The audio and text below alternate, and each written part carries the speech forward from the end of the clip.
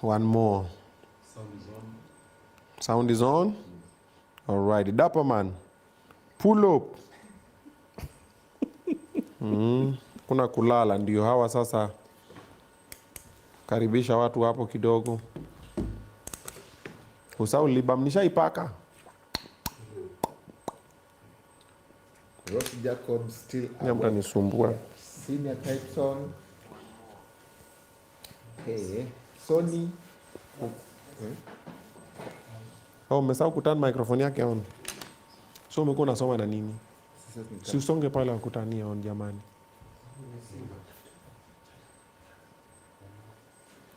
Tatari tara tatari. So guys, karibuni is one more for the road. Is one more. Nini onesa na watch kwa ThinkPad? Si honestly wewe. Na ThinkPad iko mbele ya. Oh, ni show. Niko like.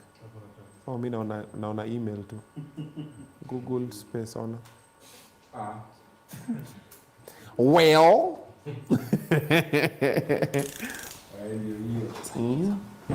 Umeiweka sasa. Watching from Meru Igembe Central Mwiyo Senior Type C mwenyewe karibu Emily Agatha huyo sasa ajibu kesi. Very good. Huyo ako na kesi moja moto. Zipi shot ya mwisho? Yes, exactly. Evans Browns Dapperman handsome boy ni aje sweet baby. Wewe. If Browns anakutaka hapo. Si usome hapo. If Browns ameandika hapo aje? Sijaiona, sijui iko wapi. Imepita. Ndo huyu. Wamemwona sasa. Acha tupite tu hiyo juu. Sini Charlie huyu. If Browns ni Charlie. Ananitaja handsome. Okay. Oh, ni dem. If Brian Dapperman handsome, good, thank you for the first time. Benedict Ayuka, hi bossy. Lydia Kerubo listening from Kenyatta Hospital. Njeri Paula. Muulize, are you okay? Umesikia Kenyatta Hospital. So muulize, are you fine? Show concern. Lydia Kerubo, are you okay? You look at Lydia Kerubo. You look at Camera. Lydia Kerubo, are you okay? Weka emotion kwa uso. Emotion? Lydia Kerubo, are you okay? Lydia Kerubo, are you okay? Hey. Detonation, Dapperman watching from Utawala. When Mukisi, Zipi tuko ndani kama mimba, sawa. Lorian Israel Dapperman woza.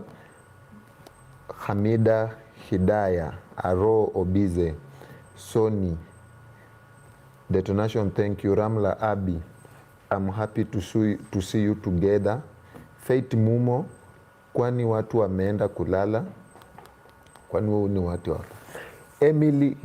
Emily Agatha anaweka majina huko Kenyatta National Hospital. Ni majina ama maji jamani. Latifa 001, salimia bosi Dapperman. Latifa amekusalimia. Amesalimika. Latifa amesalimika. Arwez gift man. Okunyal ni ndomera. Okunyal ni ndomera. Mwezi lala nyinyi. Ameuliza. Vugusa Emmanuel watching from Kitale, much love. Mtandao umekatika. Si the video andika hapo connect. Hiyo connect hapo chini hiyo. Pap. Unajua video anatunyongeanga hiyo data yenye nimelipia hapo. Niko na wifi hapa 2 na hata sizitumii. Nashinda tu nimebuy data. Na buy 10 GB. Natumia 1 hour, na buy another 10 GB, another 1 hour. Unajua 10 GB ni 999 999.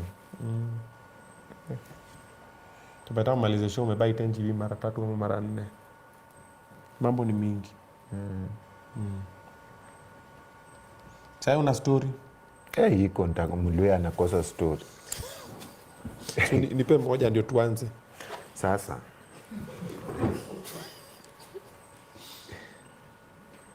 eti mimi sijabit wewe unataka kunimwagia unga. Mimi nimebit. Wewe anasema eti mimi nimebit. Mimi niko sawa. Mimi na nimebit. Bosi ndiye amebit. Amelamba glucose wapi? No, the glucose actually was because of fatigue. So fatigue inanishinda kuelewa ni nini. Najua unasemanga fatigue. Karibu useme fantastic. Ni nini? Okay, so ukifanya fatigue ni uchovu, lakini more than ile uchovu ya relax 1 hour ama 1 day alafu inataka relax for a while and then mwili irudi. So what happens is this, ukifanya kitu sana you burn out. Umejua burn out? Umejua burn out? Umejua burn? Burn ni kuchoma. Out? Nje. Okay. Yeah. So ukifanya kitu sana una burn out. So inatakanga una take some time then you see, like even right now, like Obinna Show live also needs to go for like a break for like a month and then we come back because now sorry, we are not going for a break. Hata si unajua sasa ukisema hivyo. Sasa unajua wale wenzetu wa Gulf wanatulianga hapa stress. Yeah, but nimesema tu it needs to so that at least watu wa relax kidogo and then you come back now when now you've revamped, umeimprove kidogo nini things like that. Uko menestua sana. Yeah. So that's what happened. So even with what I do. So the problem with me na kuanga na off day yangu inakuwa Tuesday, lakini ikifika saa 6 mimi kwa nishachomoka kwa nyumba tena. Kale usinaingia kwa nyumba 6 asubuhi. So sinapiga breakfast na una watoi nini before ende shule, story kidogo, wakichomoka mimi nalala. By 10 am nishaamka tena. Usingizi imeisha tu sasa tena nini nimetoka tena. So una drive uko tu zile za, lakini unaenda tu meeting because tena uka kwa nyumba hakuna usingizi alafu umekaa tu. Then Wednesday, Thursday, Friday, Saturday, Sunday, Monday. Now the mistake I did juzi, nimekuwa busy Kitale, Kisumu, nikapita home, nini. So when I was driving back, nimelala I think 3 hours. Then for Monday morning. So that's why today I was fatigued because I didn't sleep enough over the weekend. So that is now fatigue. So that's why nilikam nikasikia mwili niko like nasikia venye niko hivi nikasema tu Moshi nitafutie glucose. So nikapiga ile nini yote at least. Nikapiga ile, nakumbuka jina? Expressway. Si expressway. Si kahawa ile nini? Espresso. Yeah, so pia hiyo bado, lakini mi kahawa pia ni wakineza piga kahawa na bado nilaletoa kwa vizuri. Fanya hivi, wakuletee maji baridi, ukanyaga hapa chini kwa beseni. Kwa nafanya homework. Sasa si uko fatigue. Yeah, hiyo inatoanga usingizi. Hiyo si nini? I'm not sleepy, I'm just fatigued. But inaweza saidia. Ama tujikaze tu. Actually what I need are ice cubes. Na huko wamefunga. Washa by the way wamefunga, it's late. Iko tu sawa. Si ni one more. Isuti Monday. Arudie isuti Monday. Next Monday. Ama ndula. Naona umedunga ngozi ya ndovu. Ebusa. Kijana aliomoka. Anyway, no, niko tu sawa. See, it's just one more. Yeah, so maybe 1, 2 hours, 3 hours, 4 hours, depends on the vibe. Lakini utasika tu na iende. Niko sawa. Si unanijua tu. So unajua nao comfort yangu ni in the next 2 hours ndakuwa niko kwa nyumba. Alafu napata umesukuma 3 hours. Alafu in the next 30 minutes uko nje kwa Range Rover. What's up? Ogadi top. Yeah, by the actually I have leo pia niko na mambo mingi nafanya. Tunapelekea nani viti za Dignity Furniture, Shalkido. Finally alipata nyumba. Tumetafuta nyumba. Yeye na Moshi wamezunguka. Finally alipata nyumba. Nasikia sijui apata nyumba, sijui yuko Mwihoko huko ndani. Moshi ako na bidii. Unajua Moshi ni kama wale mademu, ule msichana mwenye ameacha mtoto ushago. Ukimpata kwa kilabu anaweza atwaka tu, ukiona tu umeingia kwa kilabu bosi, unapata saa demo anatwaka, anarombosa, anainuka hivi mastingoni juangu ya maacha mustana nyumbani anatafuta samasiwa. Sasa ndio Mosi. Bidio Mosi nasinda mchwa. What a comparison. Osa ingia kwa kilabu. nilikuwa kwa ingine Kitale Forbes Lounge on Friday. Ukaona wale tena wanakuanga warembo, very attractive, beautiful, mathematically constructed. Akiinama hivi nasema bas hapo wanatoanga tu hivi na wanakusifia. Okay. Ogadi top, ogadi top, ogadi top, obise. Unasema gani wanatoanga hivyo? Wapi huko? Sasa unawatolea. Saitima, msichana atoe pesa. So anyway, so I was telling you leo tunaenda, you should come by the way. Nafaa tuende tupatie nani viti. Sangapi? Shalkido. Sijui, I think before saa 6 because niko na meeting ingine tena very important hapo saa 6, then niko na meeting ingine. Sasa makutano. Ama sinaweza watuma na Omosh. Wewe Omosh na Jackie. Si ndio hiyo. Wewe uende. So muende Shalkido, mimi niende kwa hii mkutano. Hizi zingine mbili nyinyi muende kwa hii. Wewe na Munez muende yingine. Mimi na Omosh na Jackie tuende yingine. That's even a better deal. Perfect. Thank you. I was wondering how ndatoka nikimbie huko Mwihoko then nifanye hii meeting then niende kwa hii I'm like, but iko sawa, thank you for that. Kukula iko kwa No, sikukula na control mambo madogo hayo. Kwani wewe unaweza kula chakula pesa ngapi? Si mnapiga chapo madondo huko Mwihoko? Hata ikue tu ni miogo, bora ni chakula, si bora si tumekula. Sawa. I got you. Otherwise ilikuwa nipatie story sasa iko hivi. Na upate Sharon kitu aenda kushone. Nilimwambia akasema umepiga uzi. Hiyo ni kama umepiga uzi peke yako. By the way ni ile uzi ya hivi. Ulifanya hivi. Hii ni uzi ya hivyo. Boss tena unasema mbele tu ya watu. Sorry, wacha niseme nyuma yao. Hii ni ile uzi. Unajua boss unachomanga sana. Na mimi nachomeanga watu na pia ninajichomea. Maisha ni hivyo. Sasa usi tu unaona basi umeka usimbana unatembea na mimi. Alafu watu waanze kusema nakutesa. Wewe unajua venye watu wanaongeanga wewe. Wanaokota watu.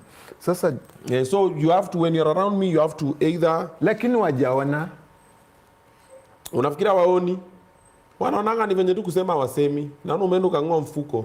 Sasa ilikuwa na brand nyingine. Iko tu sasa ungeng'oa hata ya juu. Inda dedula tu. Sinafanya tu hivi. Sito hizo mauzi. Hizi. Yeah, so when you walk with me or around me, you have to look something as close as the way I look. Unaona venye Moshi siku hizi anapiga masuti. Unaona venye Ali amekuja hapa mpiga suti. Wewe unaona Ali na suti. But alijua anakuja wapi. Hizo maida vyamfanya kwa radio si alienda na t-shirt. Akajua anakuja wapi akapiga suti. Hii suti mpya hii. Amejua na duka. Hii suti 25,000. Jamaa na pesa. 45. 25 G's. 45. Look at the quality. 45. It's 45. 100. It can. 100. Not 100. 45,000. It can be. Mimi nilikuwa nimesema 25 but I'm saying 45. It can be. Look at the quality. It's very nice. Which nini brand? It's Haman or something. This is Leonardo Valenti. What's this? He's one berry. King's Collection. Yeah. So umesikia daba man. Ali anafanana na Suju. Ali anafanana? Unajua Suju? Suju nani? Suju mwimbaji wa Tanzania ule. Wanafanana kimbali. Suju. Suju, unajua Suju? Hatumjui. Sukari. Zuchu. So wanafanana aje na Zuchu? Sasa akiongea kismaili wanafanana na Suju. Sure ni Jaba man. Sasa wewe nipatie story. Wacha stories za Jaba. Sasa story yangu. Kutembea na Katelo sana. Story yangu ni hii hata nini sio ndefu sana. Which is good. By the way stories zako zinakuwa too long. Hii ni fupi. Okay. Unajua sasa kitu mzuri inafai kuwe fupi. Short and sweet. Lakini hata ifai kuwa saa hii ni ya simu. Ndakuchapia tu nikuambie mdozi iko hivi. It's a private matter. Sio private. Surprise. Surprise. Useme utaki surprise. Ndakusurprise. Unataka kuni surprise? Kwa nini unataka kuni surprise? Sina text tu. Unani surprise na text. Hi boss, good morning. Sinaisha hivyo. This ni surprise. Mimi jaribu nitumie text ya hi boss, good morning. Mnaweza atakutafuta mpaka kwenyu. Unless you have something hizo masalamu zitaki. Nimewajua nyinyi watu wa Forex. Nimewajua sana nyinyi. Nadhani good morning, good night. I hope you had a good day. Alafu unaweka emoji ya nini? Morio ufai kuambia mzee ati hi good morning. Unasema buda ni aje? Uko TV? Na unaweka emoji ya chui ya red. Chui, si ndio? Hiyo ni heart, si chui. Heart ni moyo. Sio inakuwa ni moyo ile heart. Oh. So basically una story. La leo ni kama hakuna. Maybe uleta alafu mimi nichangie for 1 minute. Leta tu mimi nichangie, nichomoke. Unaenda wapi this time for Zabe Mtaani? By then nafaa niingie coast kwa kina Hamida, Aisa, Abdalla Kiuno huko. Unajua Ali anatoka hizo maenzi. Ali unatoka Mombasa. Hapa tu Kibera. Kibera. Kibera mnakaanga hivi? Ni watu wa Kibera. Ya wapi? Unaona anakaa mtu wa Kibera. Ali anakaa politician, si ndio? Ndio jana najua mnezi akaa. Ali unatoka wapi? Sianze story ya Munezi. Haya, sema ukweli. Kibera. Wacha. Wao za kutereta ngia. Sumulize tu atakunywa nini. Haya. Sija maji moto. Madafu ama. Maji warm kidogo. Maji warm. We have warm water here. Warm week. Yeah, we have a bit of warm water here. So you bring a glass and then I'll do. I think there's a I just need a glass. Do you have a glass? I'll bring it there. Sio amefunga? No. The counter is for like this, but there is a soldier here, there. The counter is naked. It doesn't have doors. The muriangos there. okay. So I go and tell the soldier, give me that one. No, you can rinse this one for me. I think I'll just use my cup because hizo vitu nataka kwenda kuchukua. That's hot water, so. Ali, enjoy your soup. Bring. I'll sort it. Thank you. Okay. So bring for Ali a glass. So we give Ali some nini. Okay. That would be better. Cool. Thank you. All right. Davido, twende kazi.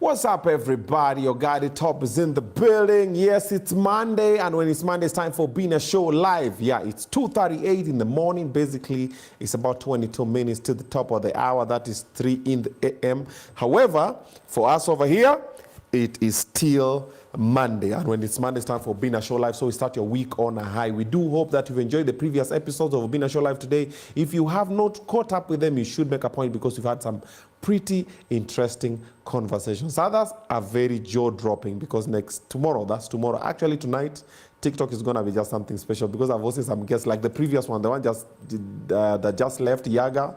Special gentleman. Yeah, so you should make a point of catching up with those ones. However, you're right on time for the last one. Yeah, this is one more for the road. Yeah, and this one I'm hosting a frenemies. My friend is my enemy. We don't know where we are. We're going to be finding out. We're going to be unpacking that one for you. Of course, we're coming live to you from Samaki on Othaya Road. If you want to try some seafood, this is the joint. Nyama choma, this is the joint, and also some pizza. Privacy guaranteed and ample parking space with a car wash on site. So this particular show, Obinna Show Live, is a platform that inspires and motivates. Okay, we try to educate you every Monday, but above all, we just want to entertain you. So good vibes are guaranteed for sure, for Shize. You've not been Obinna Show Live, sindio? Kula ndo ulikuja. All right. So for the first time on Obinna Show live, makofi tafadhali. Presenter Ali. How are you doing? I'm good. How are you? Hey, good to see you, Bana. Nice to see you as well. Talk to me. You need to apologize. I like the suit. Thank you. Where? Kijana ya Forex. Kijana ya Mungu. I think we're in the wrong profession career. Bwana huyu jamaa unajua alikuwa anafanya hizi interview tunafanyanga hizi za kina Jackie Ogaga. Then he just did a 360, then he got married. I don't know, kidogo. Wait, are you still married? Yeah, hiyo kicheko ina show mambo ilichemuka. Watawachana tu waliwachana. So you're no longer married? Obinna, by the way, una date na siku hizi. The interview si yangu. Because I saw today you posted venye sijui uko in love, uko happy. You posted some Insta story that insinuated that. Yeah, but I am. Hey, una date nani? Umjui yuko kwenye public space. Oh. Yeah. But una date? Yes. Hey, thank God. What do you mean thank God? Okay, yangu thank God, but where au date? Thank God. Muliachana na bibi? Si last I checked tulioa. Mkanunulia na gari? What happened? I think You think or you know? No, nataka kujibu. Unataka kwenda hivi, wacha ukora ya radio presenter na TV presenter na media person, just be a guest wa Forex. So jibu tu maswali venye zinakuja. Bibi yako wapi? Anaitwa Mama Inaya. Yuko tu ametulia. Yuko wapi? I think amelala sasa. Are you guys still together? God damn, what did you do? Because I know when ndio mkora kwa hii. Mama Inaya alikuwa na very innocent. Hata sikufanya kitu. Muliachana tu hivyo? Ama the reason why kufanya kitu that's why mkaachana. Sijasema hata tumeachana. Nilisema hivi Obinna. I think it's time watu sahi, the same way watu sahi, you know, wana focus kwenye brand yako, wana focus na content yako, wana focus na what the value you're giving them. I think it's time people did the same for me. I just want people to focus on the value that I'm giving them. Wachane na mambo mingi. Si kwamba tumeachana, si kwamba tuko pamoja. Yaani hiyo haihusu mtu yote. Kinachokuhusu sahi, uingie kwenye pages za Ali, get as much value as you can. Sitaki kukuestia time na, you know, udaku. Nimefollow gari iko wapi? Nimemfollow nani? Gari iko wapi? Gari gani? Ya ndio ulimnunulia bibi. Uko nayo? Uko nayo? Uko nayo? Oh yeah, uko nayo? Good boy. Watu wa Forex wanyang'anyagi gari. Oh, that's where we are playing at. Okay. Karibu Obinna Show live. Asante sana. The look is nice. Asante. And then that cut is on point. The fade is on point. Hata yako kali sana. Yangu nilikuwa nimejaribu alafu kaingia niko like sasa huyu jamaa ameharibu mambo. Unaharibu mambo sasa unaingia na fade. Sasa alafu kichwa chako iko box hivi. Very nice. Asante. Yeah. Nimeolewa na jamaa fulani pale mtaani anaitwa Joel. Amesema nisipomtaja leo. Hata kunyoa tena for free. Umpost. Nyo umpost. Hata amesema namuappreciate tu kazi yake ya. Okay. Very great guy. Alikuwa ananyoa moshi kitambo kabla moshi umoke. Pale unajua jamaa alikuwa ananyoa pale Pangani pale. Nimenyolewa Pangani for a long while. Pale ukiingia tu before ingia shopping center. Cicero. Hapo kwao wa Rwanda ama ni wa Burundi? Yes. Cicero sio ita Cicero. Yes. Now there's a guy pale anaitwa Joel. Very amazing guy. Okay. Yeah. Nice. He did a good job. Yeah. Then watch pia nimeona umepiga pale Mbota Bigi. That's a Patek or a Nublo? Patek. That's a Patek. Wewe. Watch Fusion. Shingapi ile? Hata dola kidogo tu. Dola ngapi? Mpaka siku hizi naongea in dollars. Forex kamwaribu kijana. Hata 200 tu. Nini? 200 dola 200. Watch Fusion. That's interesting. Najua dola 200 hiyo ni kama 30,000. Between 27, 28 to 30 Gs. Very nice. Suti 45,000. Njuti? Sio 5,000 hizi. 5,000. Sasa pesa nyingi. Okay. Karibu sana. $50. Lazima tuje dola Dola 50 pesa kidogo. Okay. Yes, Welcome. Yako. Mimi yangu pesa kidogo. Pesa kidogo sana. Hata tusiongelee. Yangu hata ifiki dola. Wacha bwana. Vitu ambavyo nimevivaa vitu affordable. Dhahabu nini. Mambo zunguni haya. Kidogo. Chumba I really saved for this one. Yeah, there's a time I didn't have, so I was like, so I started. I really wanted to have gold, so I used to wear a lot of silver because I couldn't afford. No, the way my account was set up, It could not I'm allow like, you. nanunua hii ama ndalipa school fees. So unachanga unanunua, then kidogo unaenda unanunua nyingine hivyo. But well, mambo ya Mungu. Yes. Mambo ya Mungu yale. Congrats, man. The Asante. biggest show in Kenya right now. Asante. Asante. Nakumbuka pale tukikula. That was the beginning. That was the genesis, the inception. Because this kula tu imeenda tu ikichange. Yeah. We're adding and adjusting. Evolve and everything. Yeah. I'm so proud of you, man. Thank you. I'm also very proud of me. True. Yeah. I see where I've come from and where I'm going. I look at some of the episodes like I did, I'm just like, damn. Like I've watched the King Kalala episode. King Kalala gave me a lot of content. Then I look at the lighting and I'm just like, God damn. Kuna ingine imenichoma hapa kando nini naangalia background yetu, I'm just like, Obinna, you couldn't just do I'm just like, but I'm like, well, that was the level I was playing at then. Then now later we started evolving into other things. Now at least our light is a little bit soft, but still later, 1 year later, I'll be looking at it, I'll be just like, Obinna. That's the thing. That's the thing. You have to grow. But I think one of the things that I'm actually proud of, I think, in the media industry is like generally the growth that I'm seeing, because I remember we were starting out with like those 3,000 shillings mics. Then we went to the Boya, Sidwiza 20K. We went to Sennheiser's. Nowadays, people are doing wireless. People are doing studio interviews. Yeah. It's just amazing. When we started, most of us, like, we didn't even have like a sense of direction. We thought like, let's just do this, get the money, you know, make a life. We were probably idle, jobless and everything. But right now I'm seeing powerhouses, you know. So such a credible movement that has been born from, you know, in this online space, and it's just amazing. Yeah. Yeah. When you guys started the street interviews, let me call them that, because you'd meet like celebrities in the street, event, red carpet, airport, and you'd be you were among the people who are leading on that space.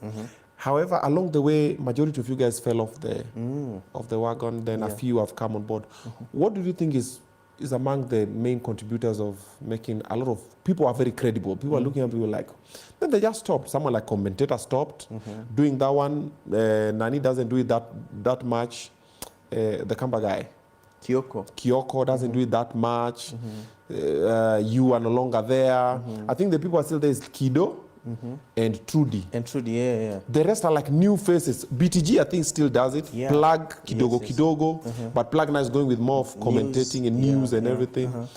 What was the change? You guys are doing amazing. Then somehow, everybody went like their own ways. I think I can't speak for them per se, but I can speak for myself. Yeah. I think in as much as I was on the space, I believe I was on the journey towards like trying to find who I was. Yeah. And most people normally want to label you or box you according to what they know you for.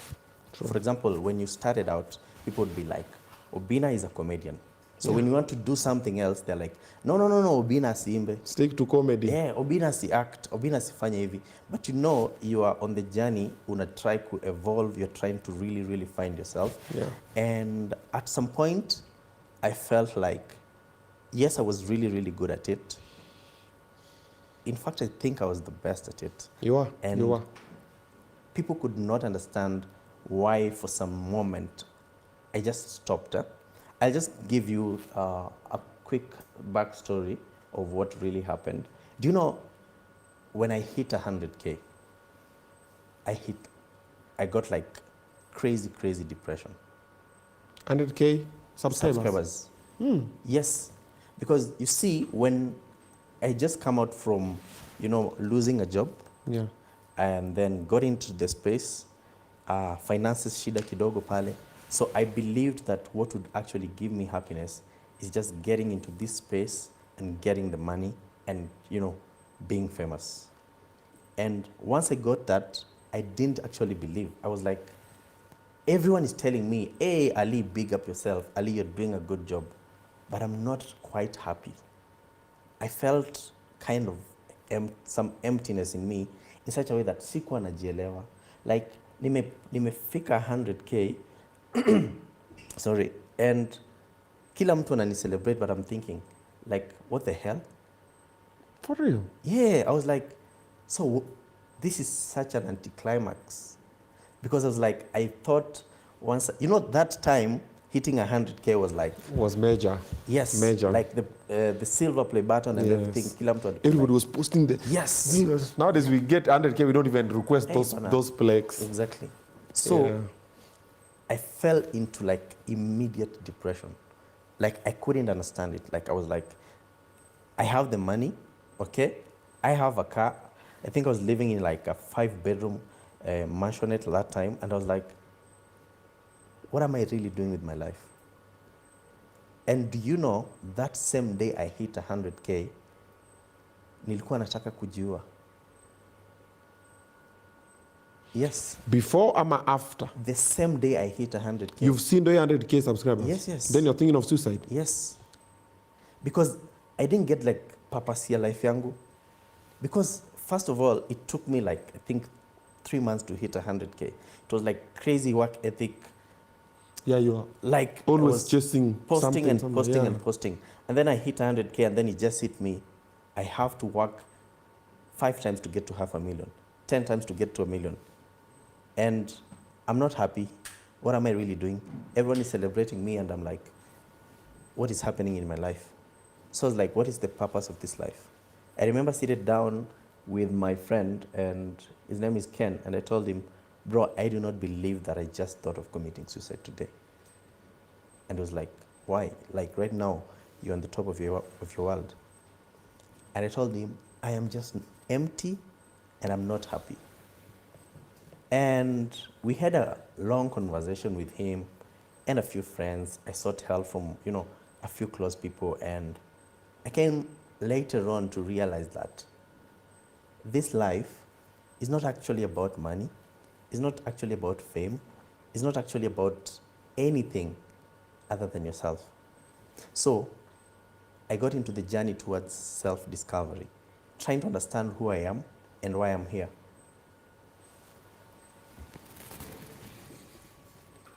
Welcome to Jumanji. So repeat that statement again. This life is not about money. It's not about fame. It's about self-discovery. Yes. Why you're here, it's called purpose. Purpose. Once you figure out the purpose, the money, the whatever, they'll just show up. It doesn't matter, yeah. Then it doesn't really matter. Even if you get it, you lose it. Yes. So most people, before they get to that part, you think it's about the money. That's then the you thing. just the money, then you get the money, you're like, kumbe it's not. Kumbe, yeah. And that is where I got. And I think after a few months, I hit like 200K. And I was still, feeling like this thing is not really working for me. Like, I cannot even figure out why I'm doing this. So I remember my first interview, I went to Kibera and I did with some lady. I think alikuwa na shida ya miguu or something of that sort. And we did a nice interview. Didn't get a lot of views actually. Got like 30K, 40K. And after 2 weeks, she calls me and she's like, you know what, Ali? You gave me a platform. I got people to help me. Sai niko Kenyatta, natibiwa. And I felt really good. Yeah. I was like, I haven't felt this good for the longest time. I was like, this is it. Yeah. I did another interview for a lady. I think she had fibroids or something. Akachangiwa. Another guy, alikuwa polisi, amepoteza kazi. Some guy from USA actually opened a security firm for this guy. And I was like, why do I feel so fulfilled after doing these types of content? And I came later on to realize that when you are of service to others, you get some crazy fulfillment that you've never gotten in your life. Yeah. And I kept on doing those content. I remember, I know you can remember there's a time I was doing like those types of content. Yeah. And one day I stumbled across a guy who was a trader. Okay? We did the interview and he came back to me. He's like, I want you to try this thing. And the reason is as to why I want you to try this thing is not because I want you to pay my course. It's not because I want anything. I want to help you help other people. I was like, what do you mean? He sent me a few PDFs, whatever, books and everything, recommended me to go and just do some research on it. And he told me, Ali, many young people in Kenya are actually jobless. Okay? Many young people in Kenya have degrees and everything. They're going through financial constraints, but they do not know any way or any route to financial freedom. So I got there, got lost, nikapotea kidogo kwa mtandao, and I decided, let me just try and figure it out. Because in the beginning, everyone was saying, Forex is a scam. Unajua, inakuwaga na faces tofauti.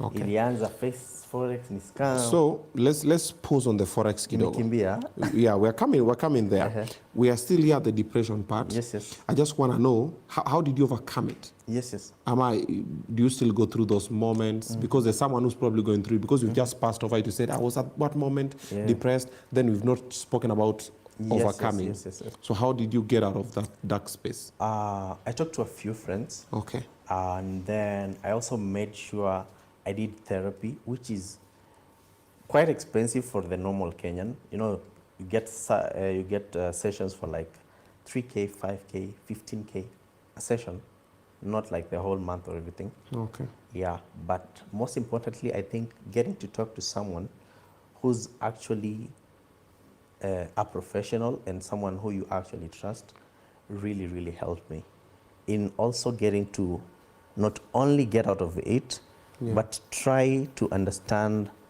myself as I try to figure out what my purpose actually was. Okay. Yeah, that really helped me.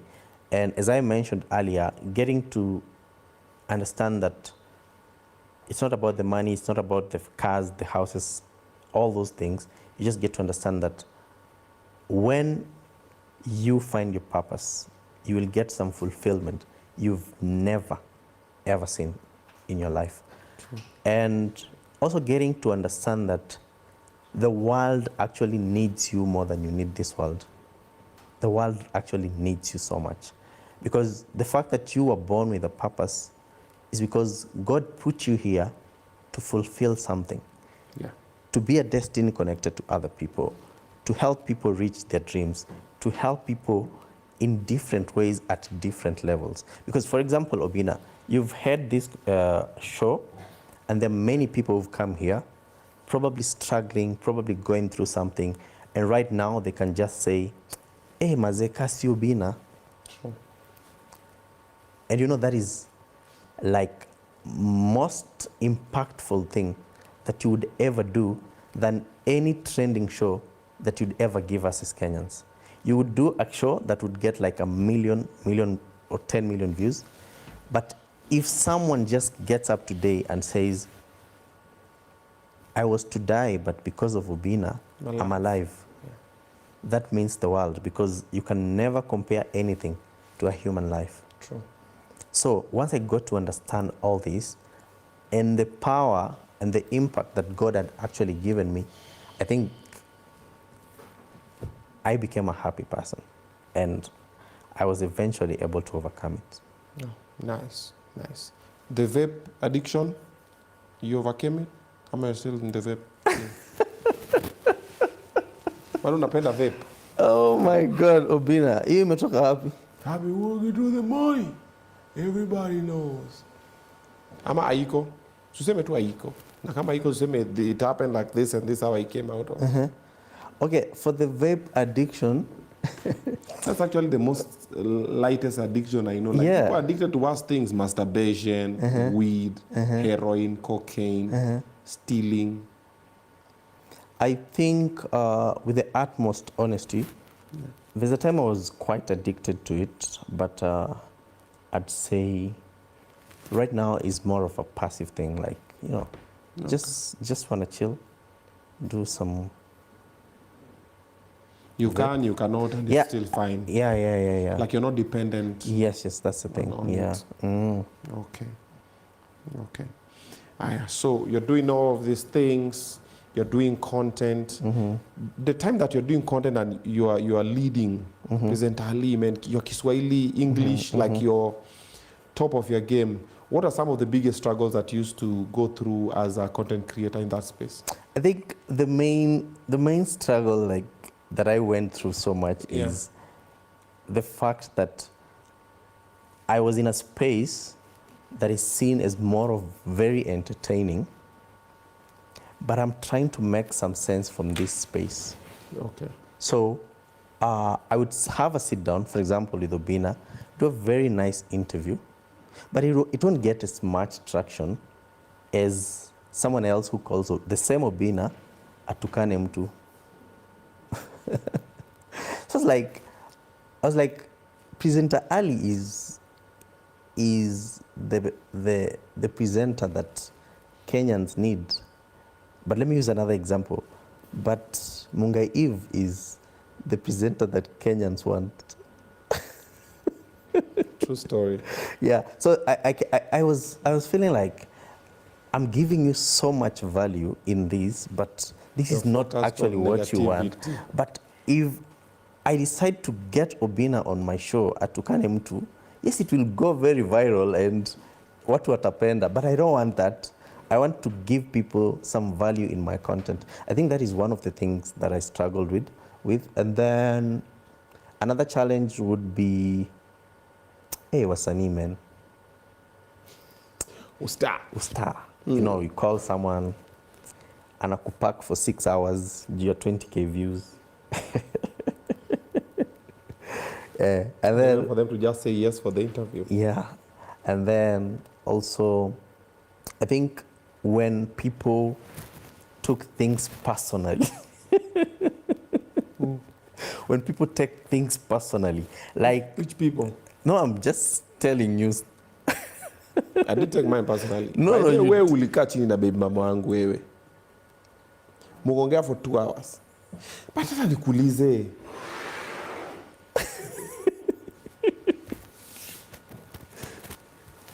Bro, you had my number. Niaje G? Nimeambiwa A, B, C, D. Is it true? Na nikwambie niaje? Uliza tu for evidence before upost. Sina shida, but uliza tu for. How hard was that, man?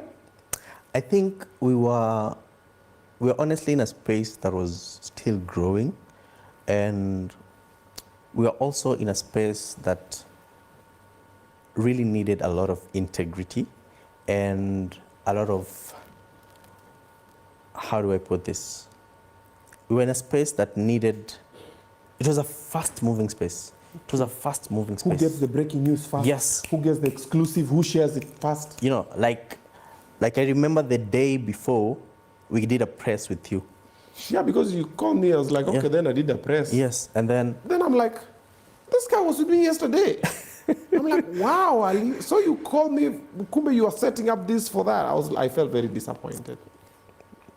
So ideally, it is the fact that when you are in a growing space, mistakes are bound to happen. You understand? For example, I'll give you an example. When you brought someone here, okay, they talked about their ex. They had the right to feel the way they would feel. And they would say, why wouldn't Obinna call me? Why wouldn't, you know, sometimes maybe we go to gym with Obinna. And they do not understand that career part of you. Okay? So,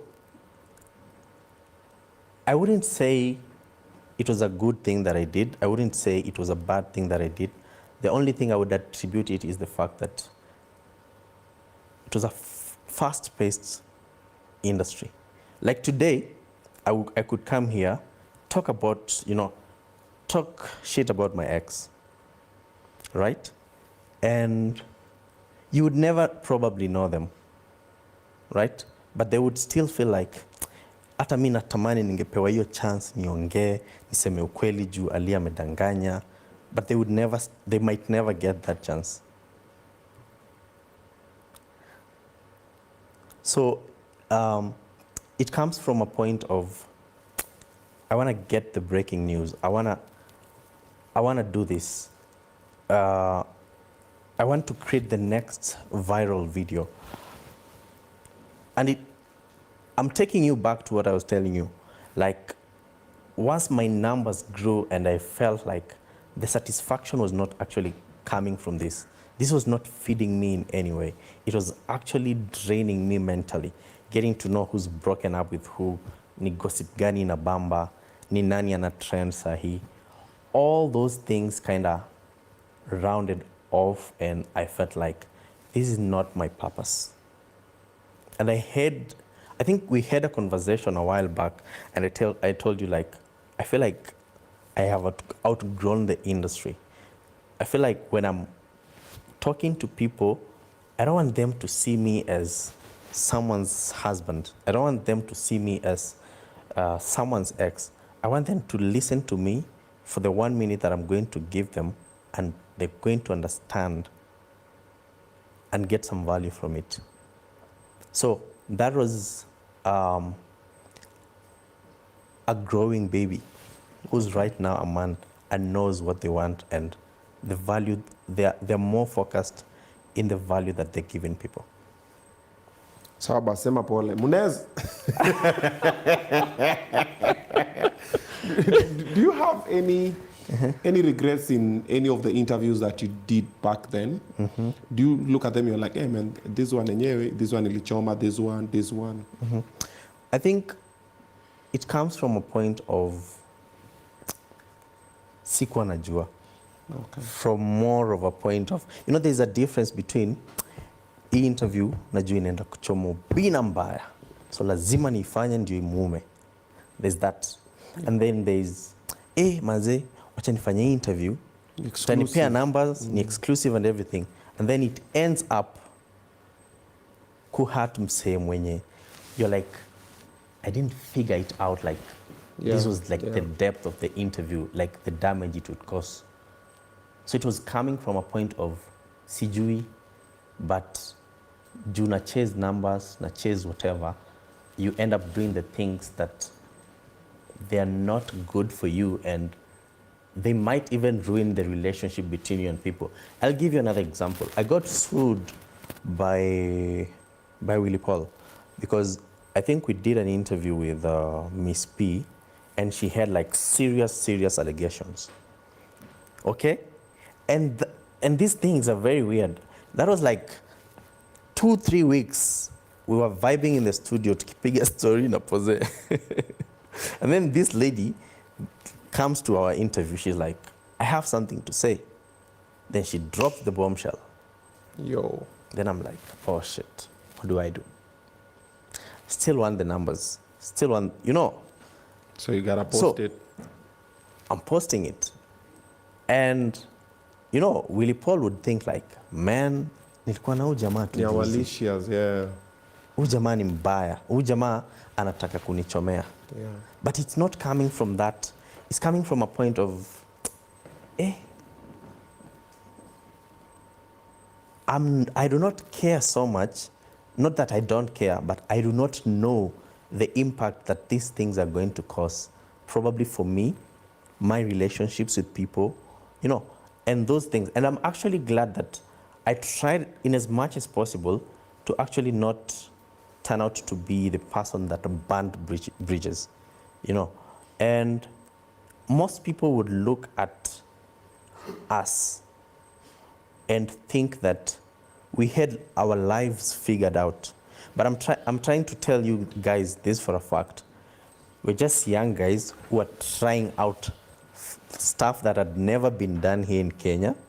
So we were the first ones. So we are supposed to be the first ones to make those mistakes so that anyone who's doing it right now cannot make the same mistakes. We're supposed to be the first ones getting the most trolls so that someone else who's getting into the space does not get to do the same things we did. Like right now, you're among the first people to do this whole live in a structured way. Yeah. Right now, when you started, you would notice those small mistakes, the lighting and everything. So it takes you to build other people who are going to come back or to come and get into this space to actually try and, you know, be like, I don't want to mess the same, staki ku mess na light. Unaona hii show ya Obinna haina light poa. They improve. My show is like a dipstick. Even the guest I host, the questions I ask. That's the thing. Other people are like, this guy's asking this question. And I'm like, yeah, I learned from it. So next time, don't ask it. Yeah. So mine is the testing ground because nobody has done a live show like this. Even the mistakes, sometimes we have a sound issue. And it's live. Someone's like, sound. I'm like, yeah, we are figuring it out. It's live. We're also learning. Yes. To Kwapo. That's the thing. Because if it's recorded, the sound has been balanced. The light has been balanced, color grading. As we do it on the go. Now look at that the same way as our space was. And people do not understand it because they're seeing Munga Eve. She has numbers. She looks like she's going for vacations. She's living her best life. Yeah. But uko nyuma, we're facing struggles of nimepata, I would call it mic paralysis. Nimepata mse, naambiwa ana trend, hata sijui anaitwa nani, na nafani mu-interview ndio pia mimi nipate views. You understand? Yeah. So it was, I would say it's a point of where a child starts growing to get to understand themselves. And that is why, if I made the same mistake right now, I would do a public apology. Because I'd be like, I already know this is a mistake. I already know, I am media trained in a way that this is not the right question I should ask Obinna. Or this is the right approach I should take when it comes to me interviewing Obinna's girlfriend and she makes some serious allegations. I need to get the other side of the story, you know, such kind of stuff. So I would actually attribute it to the fact that anything that I did or most of the things that we were doing, it was just trial. Experimental. Yeah, we're just experimenting with life. We just, no one has ever broke a story probably like that one I did. No one has ever broke a story like that one I did for Pose, that one I did for you. So we had, and they went viral so much because we had like what we call the first movers advantage or something. This is the first time you're doing such a big story. Everyone is right now on YouTube. I don't know if it makes sense to you. It does. Yeah. It does. And then, you know, after that story now, you and I, we had altercations. And I was labeled all names. I was told the way I am... Okay. He's a professional. He knows. That's better. Okay. Yes. So now it's good. Yeah, so that time when we were having, when that was happening and a lot was happening in the space, people said we had a lot of beef. We also came out and said we had a lot of beef. Yes. And I was labeled all these names, the way niko na roho mbaya, sijui ni nini, baadaye wakasema nimekuibia nyota. You've seen the stories? I've seen the stories. Yeah, nimekuibia nyota, umeiba nyota ya presenter Ali, sijui nini. I'm just like, nyota uibuaje? I'll show you. So I don't know if we should tell them ama tuache waendelee. Well, here goes nothing. So Kenyans, ladies and gentlemen, they don't really understand showbiz. It was showbiz. When you do showbiz, by the way, me and Ali, we've never had beef. Imagine. The most strange thing. And those videos you saw tulikuwa tunazipanga. Ya kusalimiana. Kama ya kusalimiana tulipanga tu hapo. Because we shot it at Mr. Walk. We shot it twice. Yes. Tukasema ya kwanza si poa. Ya kwanza ijaenda poa. Ukakama pili tukasema no sasa wewe kuja gotea wasemi ukifika mita jam. Yes, Ile because nikwambia kula views. Where was it? that was at we were doing this interview ya huyu bosi wako hapa, this guy from US, Des. Yes. And then we were like, bro, see we do something sahi. Then nikasema mimi Utakam jaribu kuni interview nikwambie wewe kula views. Yeah, so nakwambia nilitukanwa, nilikuwa tunaambiwa tu kula views. Na mimi I was very happy, by the way.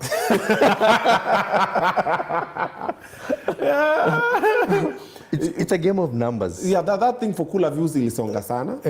That one.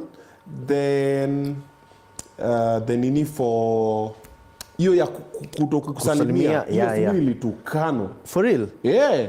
Unakosa kusalimia msee. Unaringa nini? I'm just like, you guys have no idea. I'm just like, so we recorded it, tukakama ukatugotea nini mimi. Alafu Tumbili akairusha. Yeah, Tumbili ndiye alipost. Because that time I was working with Tumbili. Yes. And I think I had a white before dye apate pesa or something. Yeah. Yeah, so that one. So I've had quite a few scripts that I've developed that some backfired. Kuna ingine ulipiga na Kamene kwa kiss pale. Tulifanya nini? Akasema, hey, presenter Ali, I hate that guy. Yeah. And I think the same thing.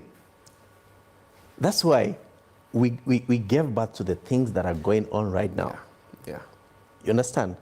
We were doing things that were not done before. Well, yeah, watu wamezoea beef ni za beef ni legit. Ni legit ya wasa hip hop. Za hip hop, you know.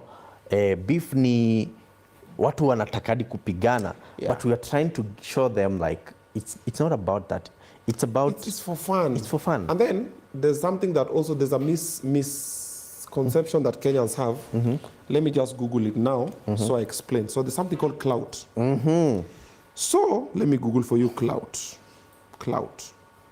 So the meaning of clout.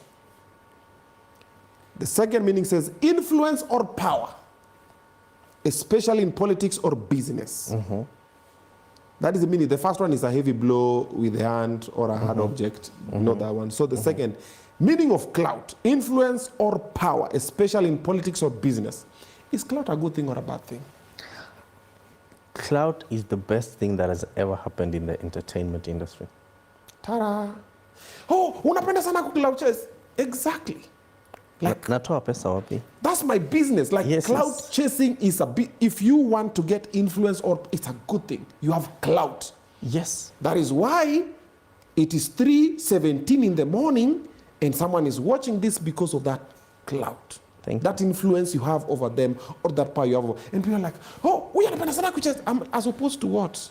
Even these pastors, they want. Sasa wewe utachase nini? Sina kazi ingine, because that's what we are doing. And when we're coming up with this concept, even until now, me say, I like it when the industry is on fire. Yes. Your time, Otile Brown wanatukana na kina Sauti Sol. You're like, so I just hope it's not like legit because now that one kidogo. But wameipanga, I'm like, me had beef with Eric Omondi for the longest. Bro, why would I beef with Eric Omondi? For what? For what purpose?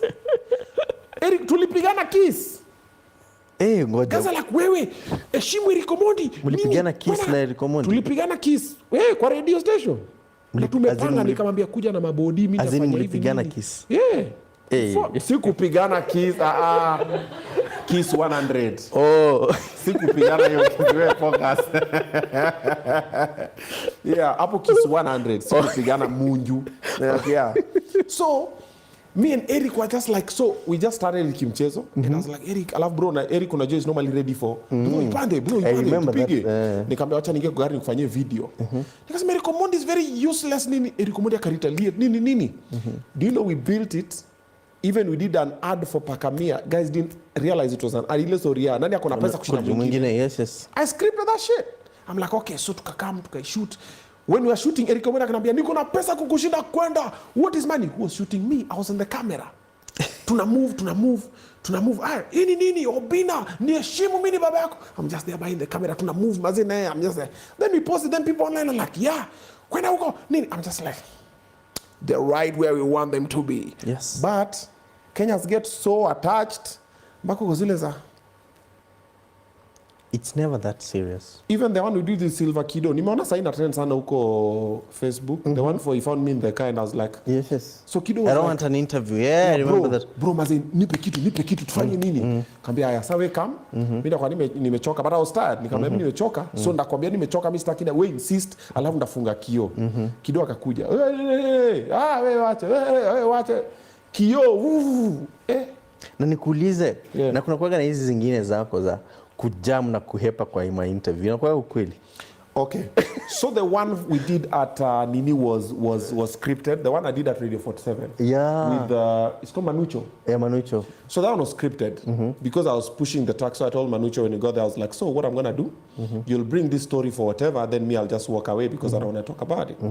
Then it was legitimately we planned it. Yeah. So I walked out of Radio 47. But the one that happened at TV 47 was not scripted. Okay. But when I walked out, I still thought it was a joke because me I was expecting a call or a text. Zile za, hey G, ni aje hapa kumechemka. Then the call or the text never came. And I was like, wait a minute, so this shit was real. I was like, okay, I see. But when I walked out, me I was zile za, is it real? Is it not real? But I would not appreciate that and whatever. Yes. And me I thought people were cool. Yes. So later then I learned that it wasn't cool as I thought. Wow. Because me say tukijamishana sai, then you leave. I'll drop you a text. I'm like, hey, my G, maze, Iza. Yes. Iza, man. Because men, Haikuwa ende hivyo. Yes. Iza, maze. Haikuwa ende hivyo, maze, ka. I normally have interviews with people here, and in the conversation, some are like couples, or it gets out of hand. Yes. I text them. There's a time I was here on the show, and I called Willie Paul live. And what happened was he said something and we were live. Then later, me, I thought it was just easy because Willie Paul likes showbiz, I like showbiz. So later I got offended. I was like, bro, how could you? I apologized. I have all those texts. I was like, hey, my G, Mazema, I'm so sorry, man. That was not the intention. It was just an oversight on my side. Let me try and make good. Yes. And I chopped off the part and I called the people who had posted. I'm like, hey, by the way, thank you so much for all the TikTokers who had posted and they brought it down. I DM'd them, all of them. And I was like, hey, my guy, Nini. I even DM'd Tuko. I was like, hey, guys, there's that Nini for Willie Paul you've put. Please bring it down. Yes. And they refused. They told me, why would you bring it down? I was like, but all the other guys are like, hey, bring it down. It was not meant to go like that. Yes. And I really apologized to Willie Paul. I was like, hey, Maze, my G. Because I did not intend to paint him in bad light. But like you said, things happen when it's a live show and I'm only a human being. Yes. But it was taken a different way. And the same way I've messed many other people. Yeah. And I'm like, hey, I'm sorry. So I expected the same. I'm like, maybe it happened. And I'm like, hey, my G, Iza Maze, hey, imebamba, hey, Iza Maze nilifanya.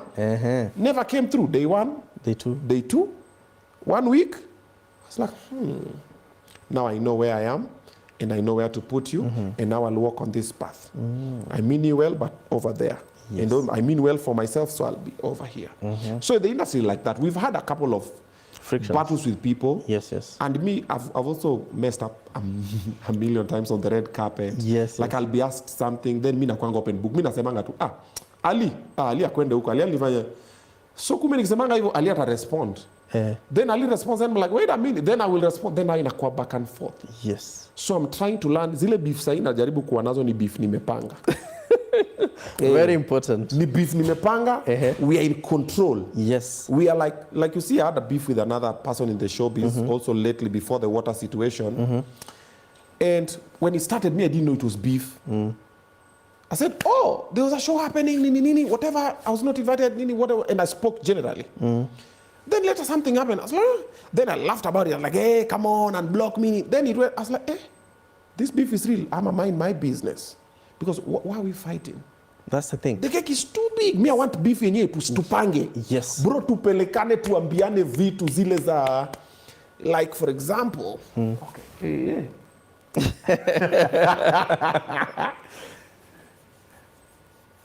The Keke and Prince beef. Yes. Was planned. Of course.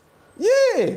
I mean. Like you look at it, I'm like, so when Nani started it, when Prince started it, And I saw the post. I was like, oh, that's nice. And we started writing. Yes. Yeah, and we wrote on it and we planned. I was like, okay, so this was going to happen. This was going to happen. And we took it to a certain direction. You see, and people bought on it. And I was like, okay. And all of a sudden, everybody's going to have Prince and KK and whatever. And I'm like, it has served its purpose. Let's move to something else. Yes. But in between, there are those beefs that we don't plan. Yes.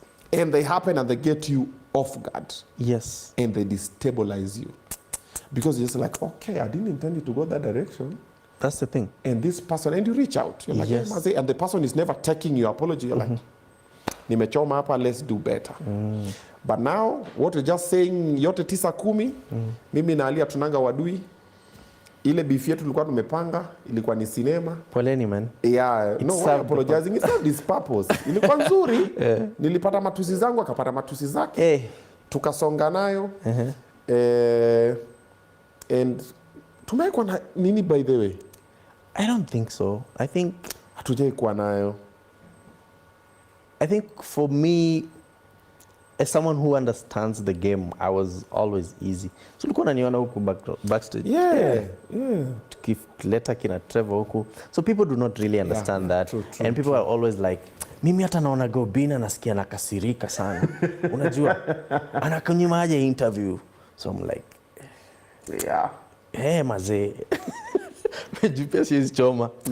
Iko tu sawa lakini, you know. Yeah. And also I meet other people and they're like, wewe ulienda hata ulizi Obinna unaenda kuminterview, you know, all those things, but it has consequences. Yeah, that's the thing. Like lazima ukubali the positive and the negative. It has. Every clout chasing antic has its consequences. It can work or it can, because it's trial and error. Na pia inaweza fufua vitu zingine zenye haukuwa ready. So where I learned more about the beef part, people like chaos. When there is peace, no money is being made. And that is why I try to put Vera and Huda. There's a time I tried to put them head to head. Octo and Calligraph, Willie Paul and Baha. These are people, I spoke with them. Yes. When their beef was there, and then when they made peace, I was like, come on guys, you're spoiling the business. That's the thing. Because I na ni kama pia si tumeharibu business, but no, yetu saya iko. So we can't resuscitate it right now, but there'll be new ones that will come. True. I saw an interview for 50 Cent. Yes. Where he said, I think someone else it was Chameleonaire who was talking about it. He was saying, 50 Cent said something about it when he had done the song Riding Daddy. Yes. And 50 said something. And Chameleonaire akaangalia akasema, kwani mimi nakuwa na beef na 50 Cent? Sijui nini. Alafu akaogopa kurespond. So one time, so watu wamejuanga kuna beef iko kati yake na 50 Cent. So one time wameenda kwa event fulani wamemeet backstage. So 50 Cent akakama yuko na 50 Cent akamchukua. This thing is on YouTube, you can check it out. Akamchukua na akamuingiza kwa room nyingine na akafunga mlango. So watu wakajua watu wameenda kulimana hapa ndani. 50 Cent akamwambia, Buddha, you drop the ball. Nilikutupia alita, is it a hula hoop or something? You just had to dunk it. That's the thing. Because when 50 Cent spoke shit about Chameleonaire, all Chameleonaire had to say was kitu kama 50 Cent akwende. Na 50 Cent akamwambia ungesema tu hivyo. The following morning there's a train somewhere in India. Akamwambia two exact things. Ungekuwa kwa front page ya hiyo newspaper. But you didn't take it. So that's what happens sometimes in the industry. Someone throws you a curveball, you just have to dunk ama just score it. Then msiako zile za ama naichukulia kwa ubaya. So mimi kwa zile za sometimes some people in the industry throw me some and I take and I dunk them. And I'm like, oh, hii imekam nasonga nayo. Kuna moja Mulamwa alikurushia. Gani hiyo? Da pale kwa gari. No, that was not that was how do you see it? That's what I told you. I spoke about it earlier kwa hii conversation. Nikasema nilirealize it's not showbiz. It's personal. Yes. And I decided to mind my business. When it started with showbiz, even for me, I was like, hey, yo, yeah. Then I was like, wait a minute. We are being personal. And there's a personal issue here that has been there for a while, and you never even told me that I didn't know it existed. Okay. I was like, it's fine. I'm a mind. That's when I stopped responding. And even this, that now you've spoken about it, now you just wake up something else. And then now you know, automatically on social media, there are always two different people. This person is evil, this person is evil, this person is good, this person is good, and everything. So like I said, there are some beefs that are okay. Yes. And then you realize sometimes it gets out of hand. You're like, uyu mse, hii yake si ile for fun. Amecatch. Yeah, huyu amecatch ama imekuwa personal. And wacha niondoke. Yes. Mi sipendagi vita necessary. Yes. Kama ni necessary, wacha tuipange. Kama we can make peace, me I'll make peace. Me I'll be like, hey bro, pole. But nikirealize kuna agenda ingine, I'm like, oh, so it's war. You are my enemy. It's good, I know. So now let me now pay attention. Then I'm like, wacha nijikati. yeah, so that is now what happens in the industry with many other people. So you see like Octo and Calligraph Beef. It could have been very good business if wangekaa chini waseme ni ajeji. Nimejua unilike ni lakini tuisukume. So saizi kuna concert inafanyika. Octo anafanya concert Nyayo.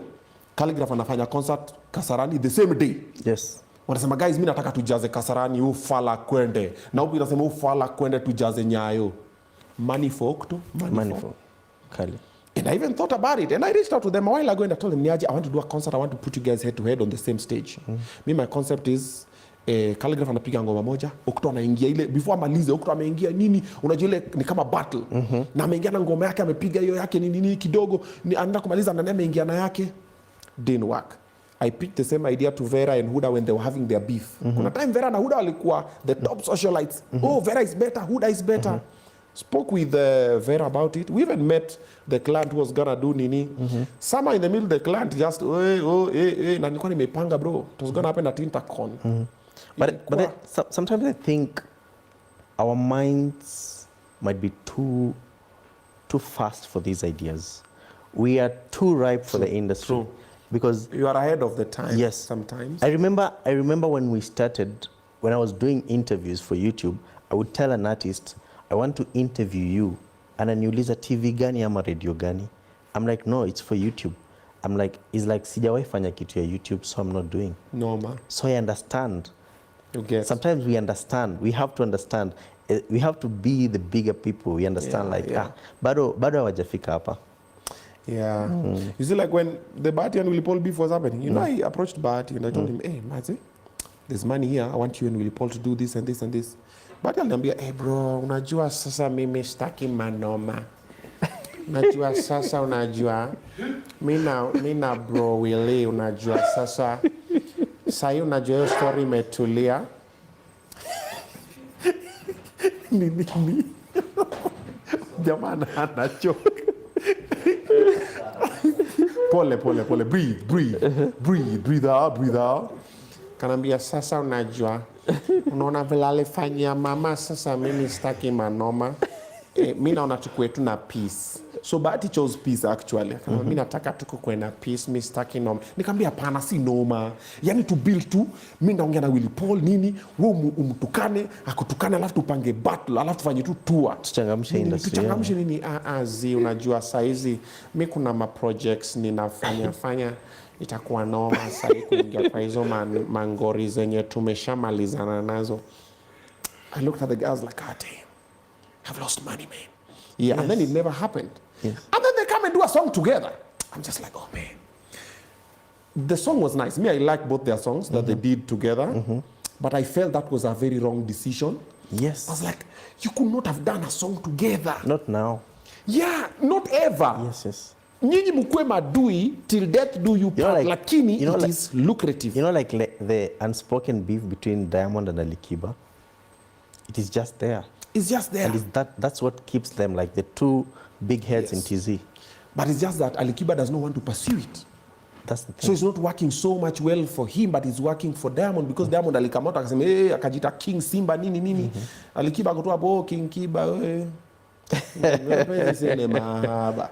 Diamond ako so inakwanga sometimes it's not a level playing field, but if you get a willing buyer, willing seller, bro. Yes. Like in Uganda, it works. Magic. Like Uganda wasema kaivu nasikia sijui Navio amefanya nini, sijui Wesol amefanya nini, sijui nini. Like you look at the you're like it's a small space, but it's kidogo.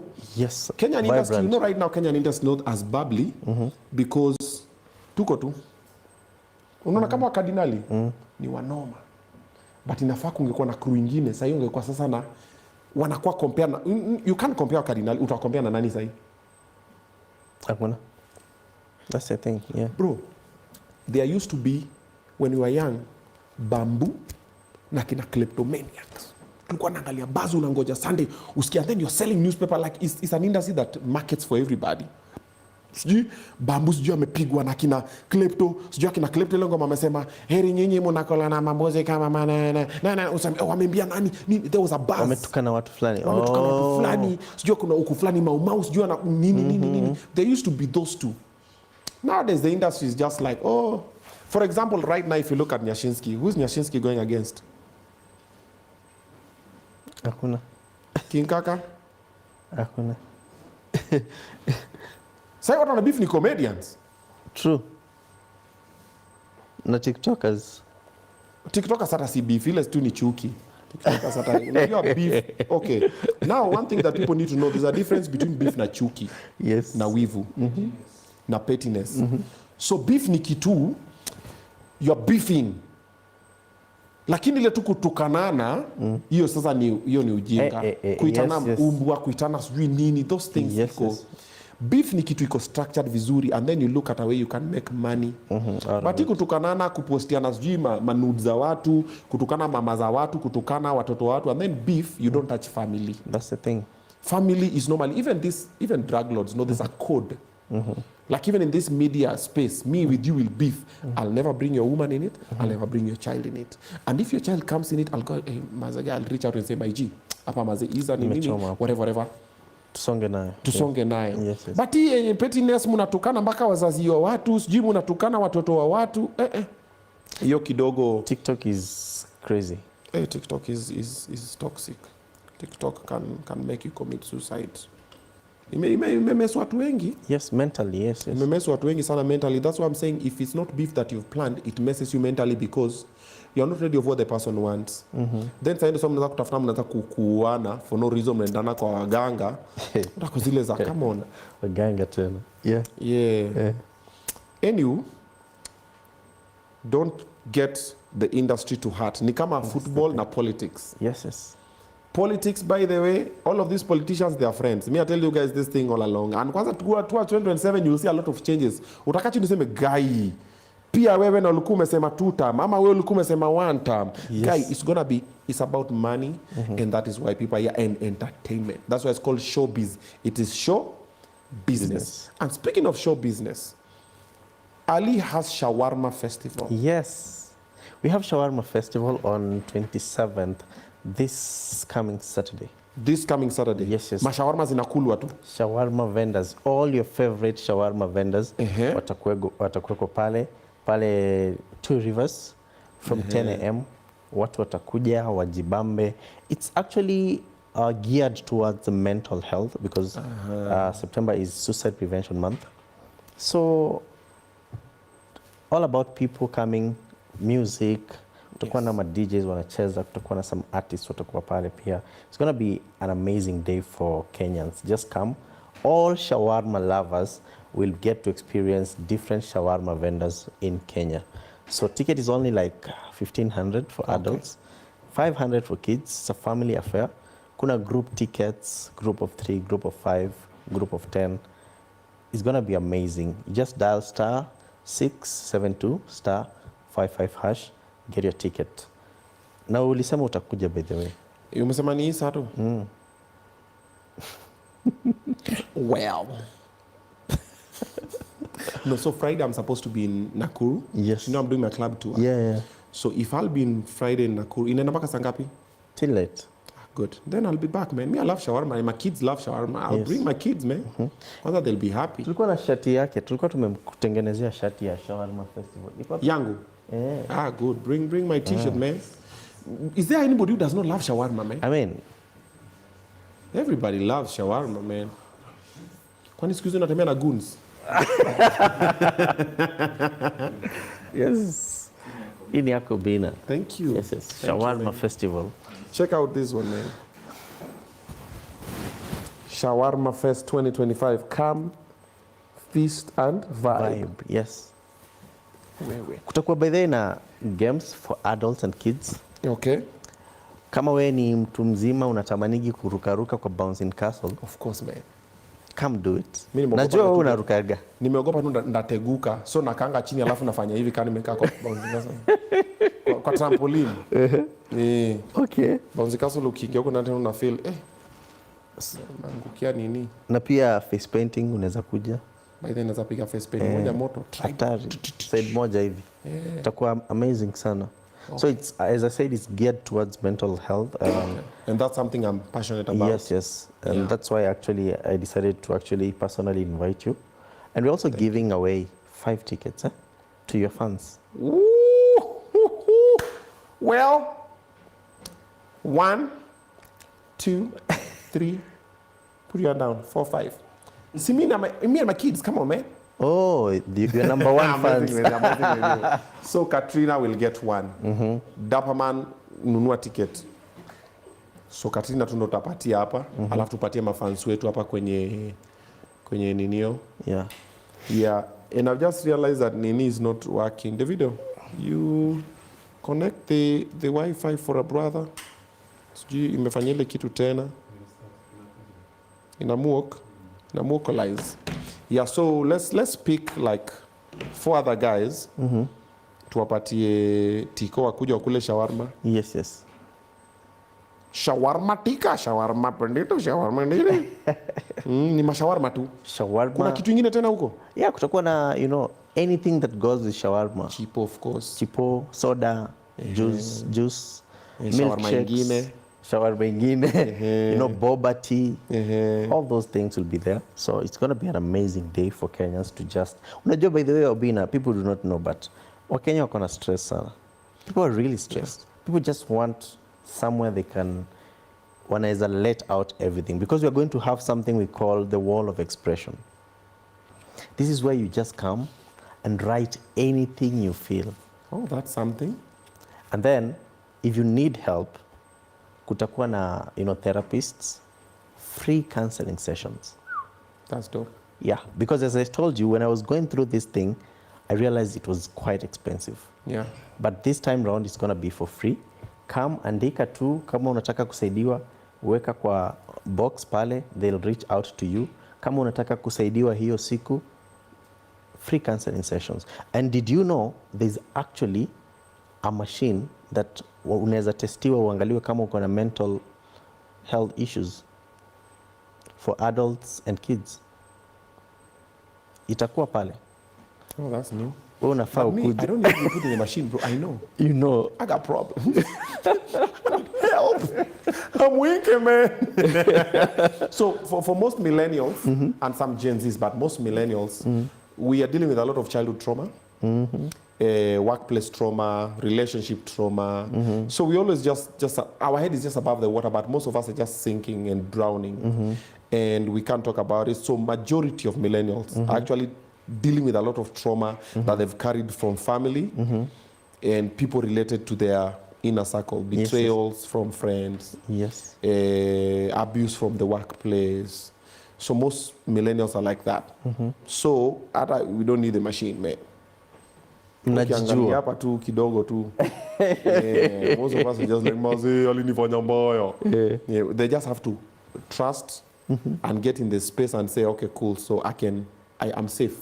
Then they'll talk about it. Wow. But if there's a machine like that, by therefore there are people, do you know that people never know they have a mental health situation until it's too late because they think they are happy? Yeah.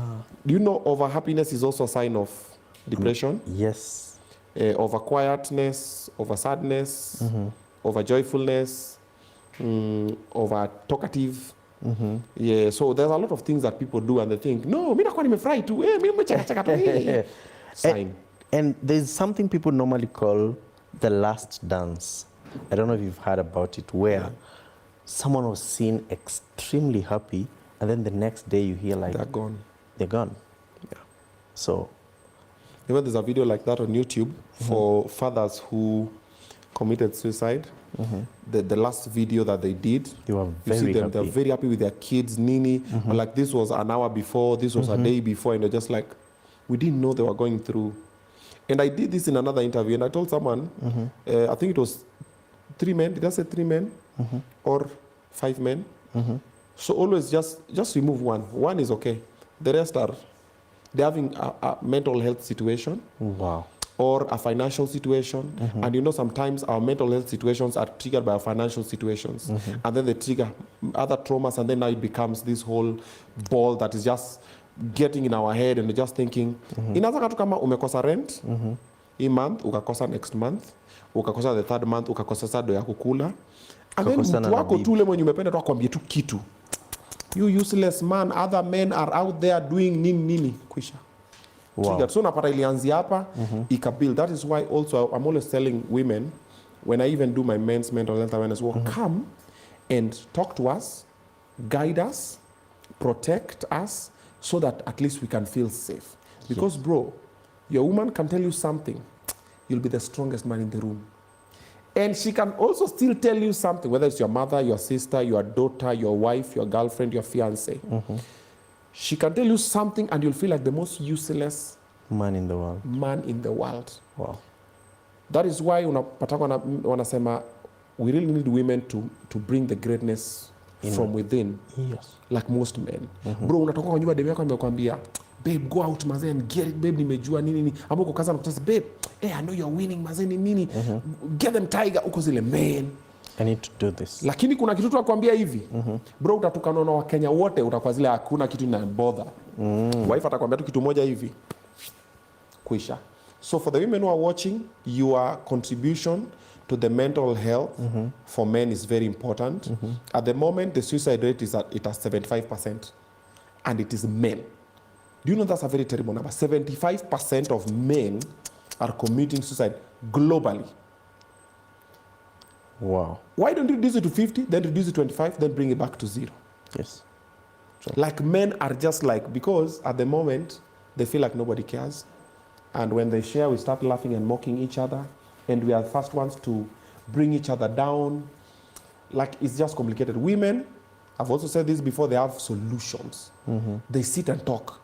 Ati Obinna amefanya, come kwangu mama, ama let me come and pick you. Ataomba off job, atenda kwa dem, watakaa chini, watakunywa wine, wataongea, watalia, watasema, baby girl, give me your phone, block, nini. In fact, kesho come and see my boss, I'm looking for you for another job, nini, come and stay at my place, nini. They find solutions then. Yes.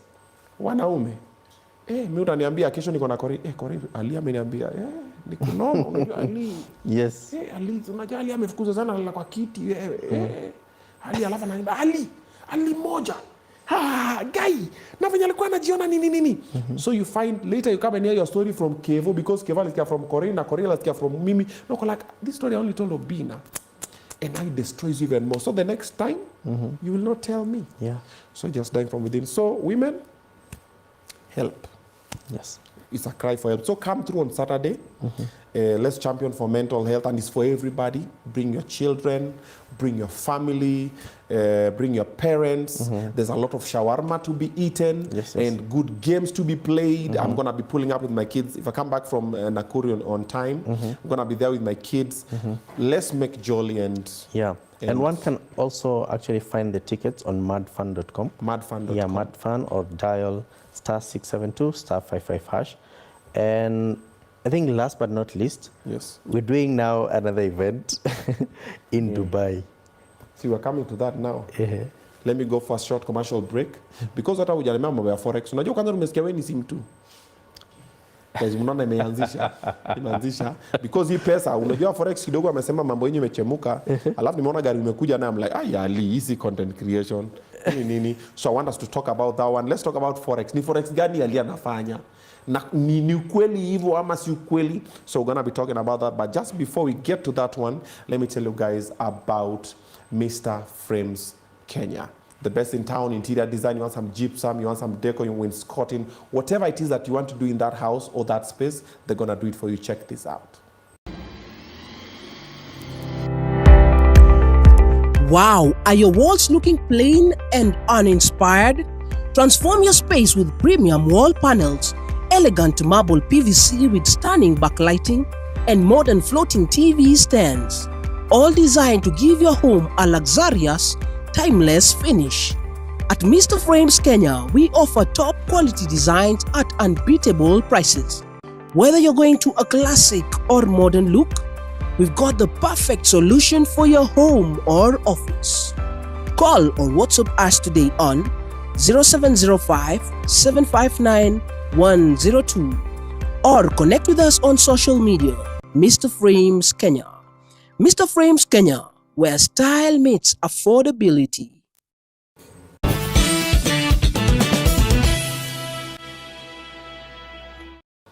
Welcome back. This is Obinna Show live on the last leg with the last guest for today. What is the time? Wow, 10 minutes to 4 in the AM. We're still having a conversation with presenter Ali, my frenemy. Sometimes you're friends, sometimes you're enemies, or maybe not. I guess we'll never know, or I guess we know now. Corinne, tuanze beef na wewe.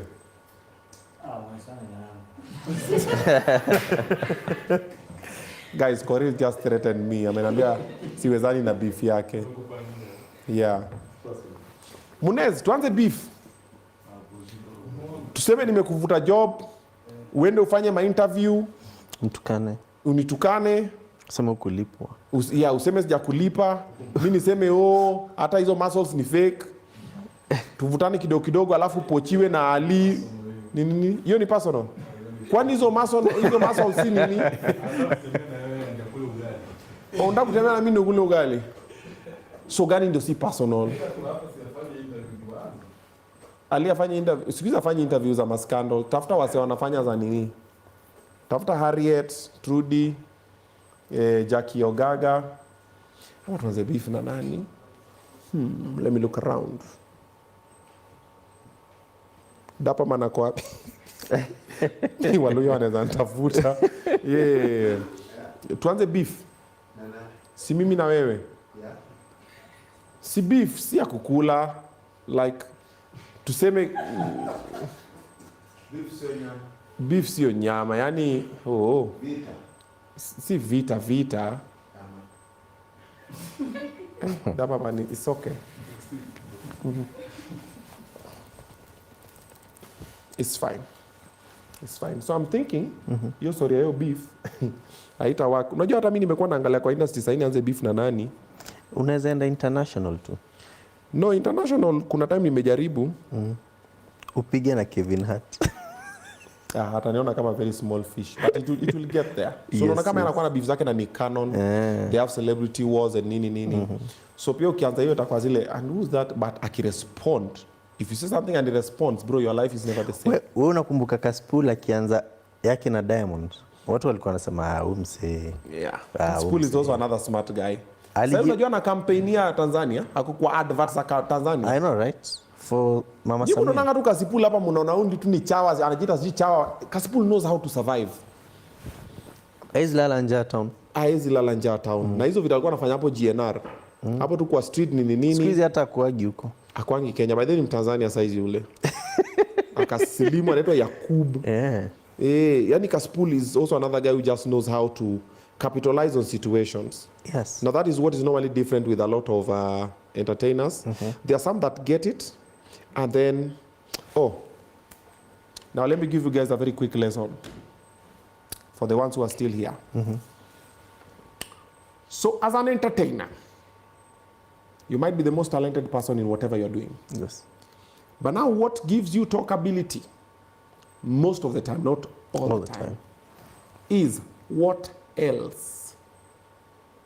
So once you figure out the what else, that is what people will be checking you for. If you haven't figured out the what else, you'll be the most amazing person. Guess what? Nobody cares.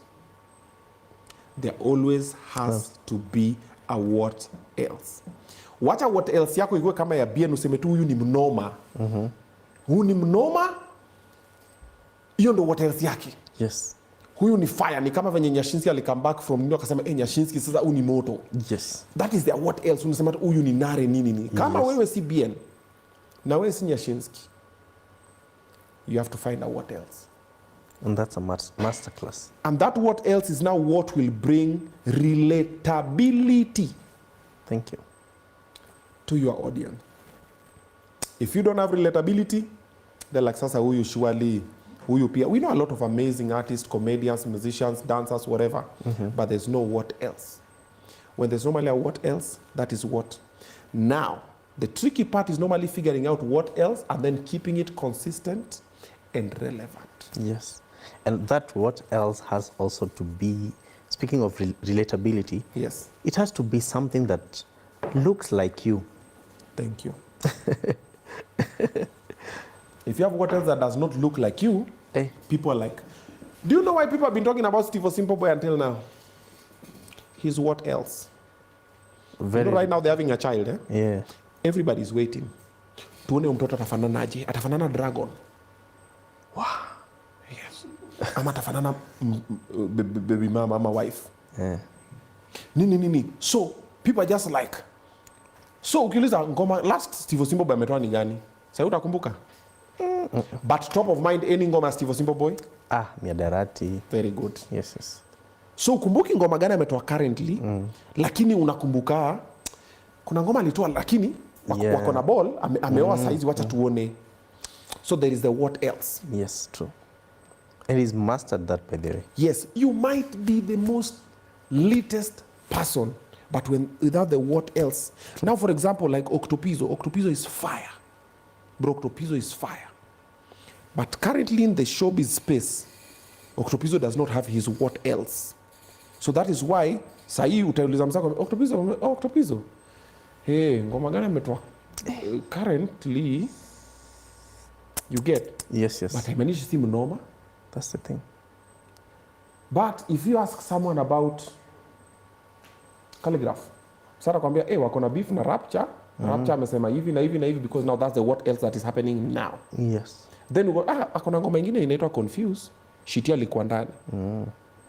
So there's normally that what else. That is why Bahati can stay for a whole year without releasing a song and is still relevant because Bahati has his what else.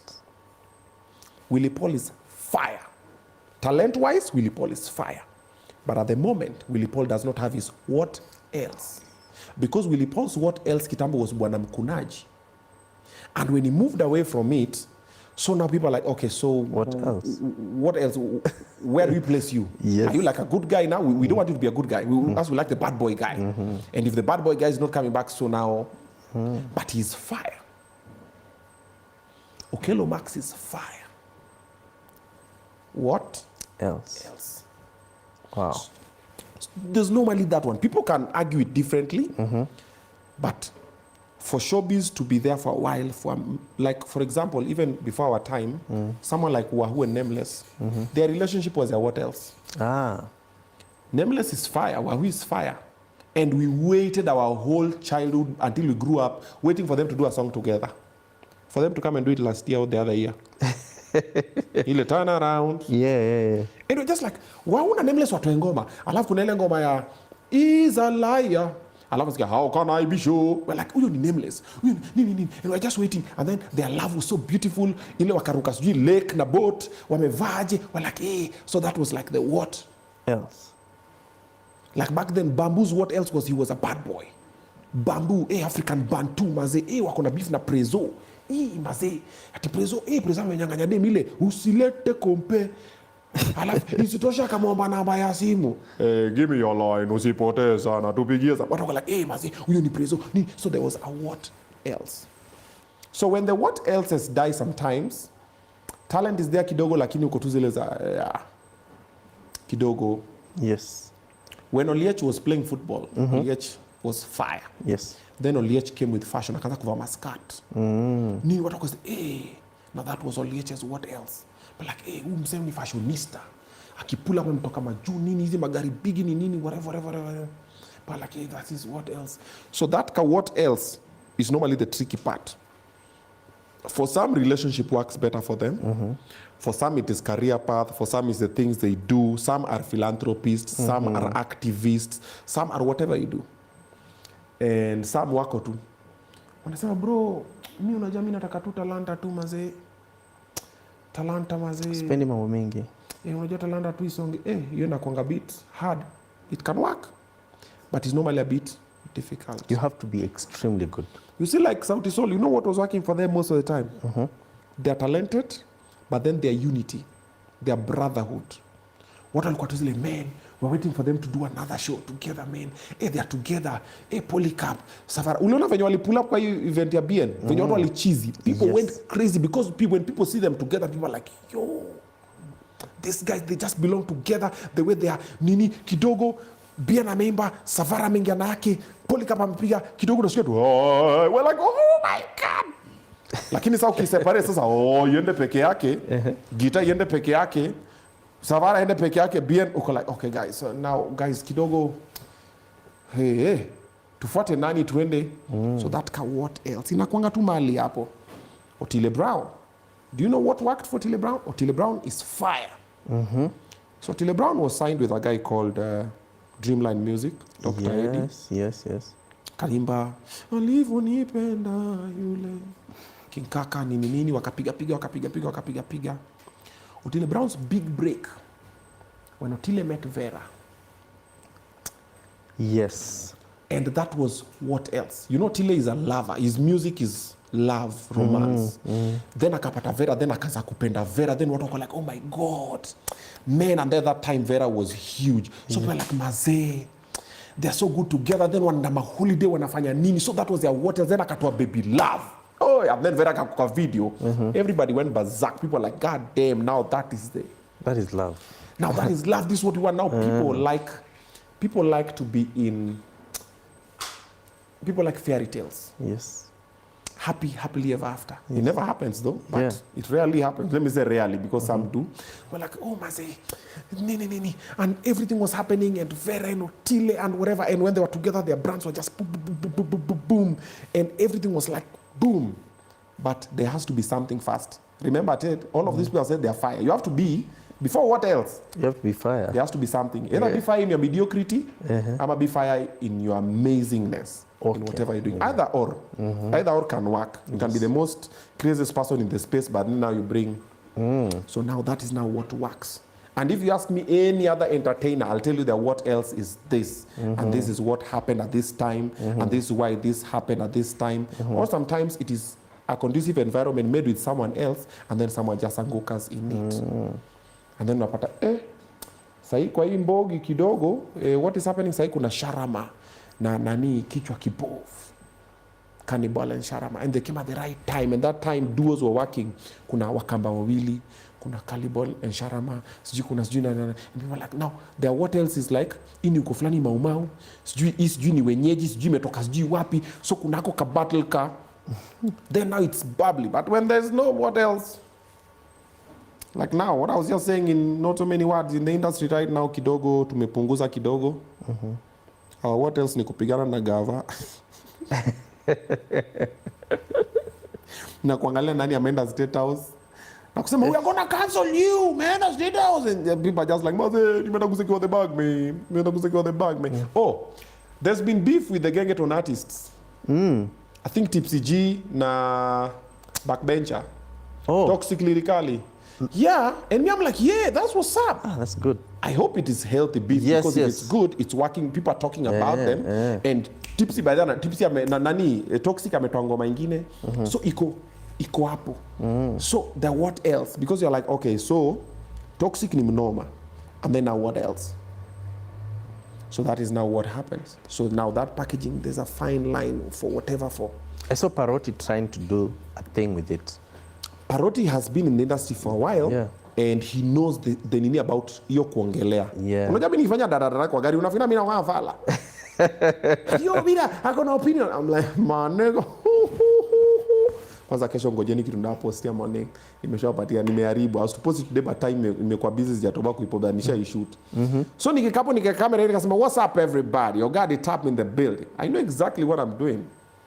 And then I'm like, yeah.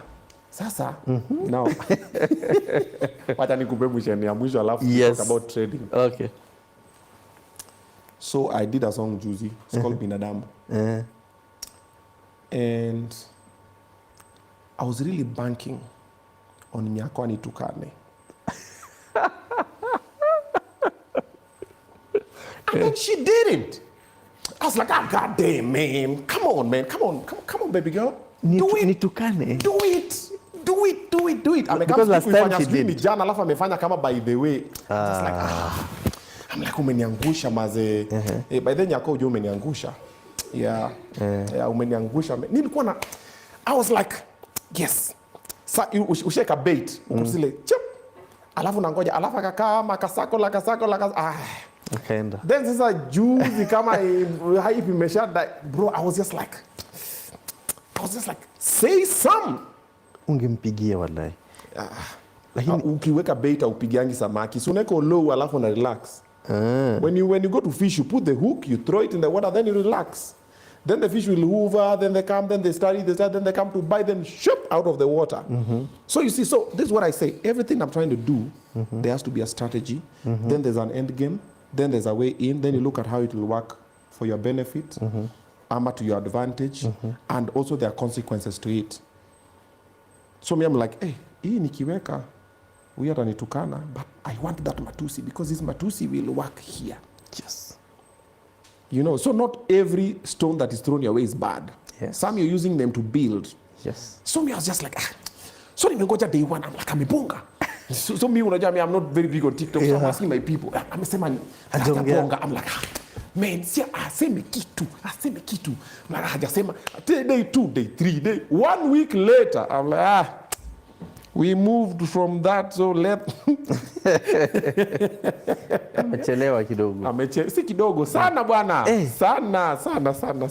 Wow. However, it all comes, semanga, it all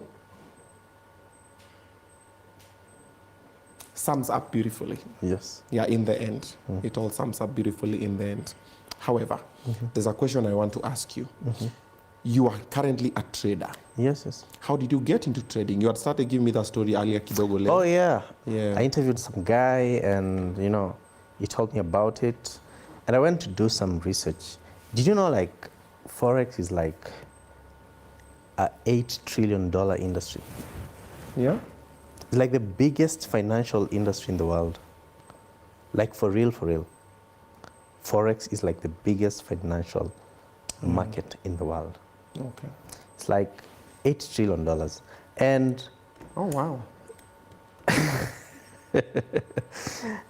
and when I ventured into it, everyone was like, Forex is a scam. Okay? And I was like, let me just try to understand it. And it was very interesting how I got to understand it first of all, because I did an interview. The interview got like 400,000 views. And I was like, the money I was making from that interview, okay, it's not like the same money that I make when I do an entertainment interview. So I was like, I really need to know why I made so much money on this. So I got to, trying to understand YouTube as a whole, trying to understand how, CPM works, how RPM works, all those terms. So CPM is basically what the advertisers are paying for every 1,000 views. RPM is the revenue we are paid as creators for every 1,000 views. So I realized like, if you're in the finance niche, you're actually being paid so much more. So I was like, why?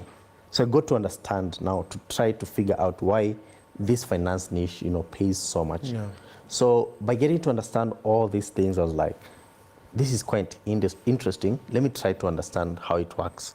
So I got to learn about, the Forex market, how it works, from the central banks of every country doing the regulations to the hedge funds and institutions, trading through institutional brokers, to us, the retailers, doing the retail trading through the retail brokers. So it's like a chain that you have to understand. Like, Forex is not just about buying and selling. You have to sit down, spend time, that is hours and hours. I remember when I was starting, I would spend like 10 to 15 hours a day in the charts, trying to understand how different currency pairs works. That is like the work that no one tells you about Forex. You have to understand, you have to get data. Like, for example, I've been able to get data for like some futures called platinum, where I've been able to get like 5 years of data to get to understand how futures how the platinum futures work, how they move when they are changing the trend. For example, in the market, there's either an uptrend or a downtrend. So I got to understand like futures trend for 2 days, and then they change direction, trend again for 2 days. If they're trending for the longest time, they're going to trend for like 7 days. You know, now getting to understand all these things before you get into trading is what makes you a trader. Not the flashy lifestyle, not showing off, you know, your cars, your houses and everything. It is not bad to do that. And that is a style that people use to probably, you know, just live their life. Yeah. But what people do not understand is you have to put in the reps. Get to understand how it works. Get to understand that the market can either buy, the market can either sell, or the market can consolidate. Okay. So when the market is buying, means the market is going up. When the market is selling, means the market is going down. When the market is consolidating, means the market is iko tu hapo, going up, lakini si sana na down kidogo. So you have to know when is the right time for you to enter the buy or the sell. Or sometimes you don't have to do that. You just have to wait and be patient. And what people do not understand, there's a difference between a Forex trader and a gambler. 90% of the so-called Forex traders here in Kenya are proper gamblers. You'll see someone get on TikTok, buy, make money out of it.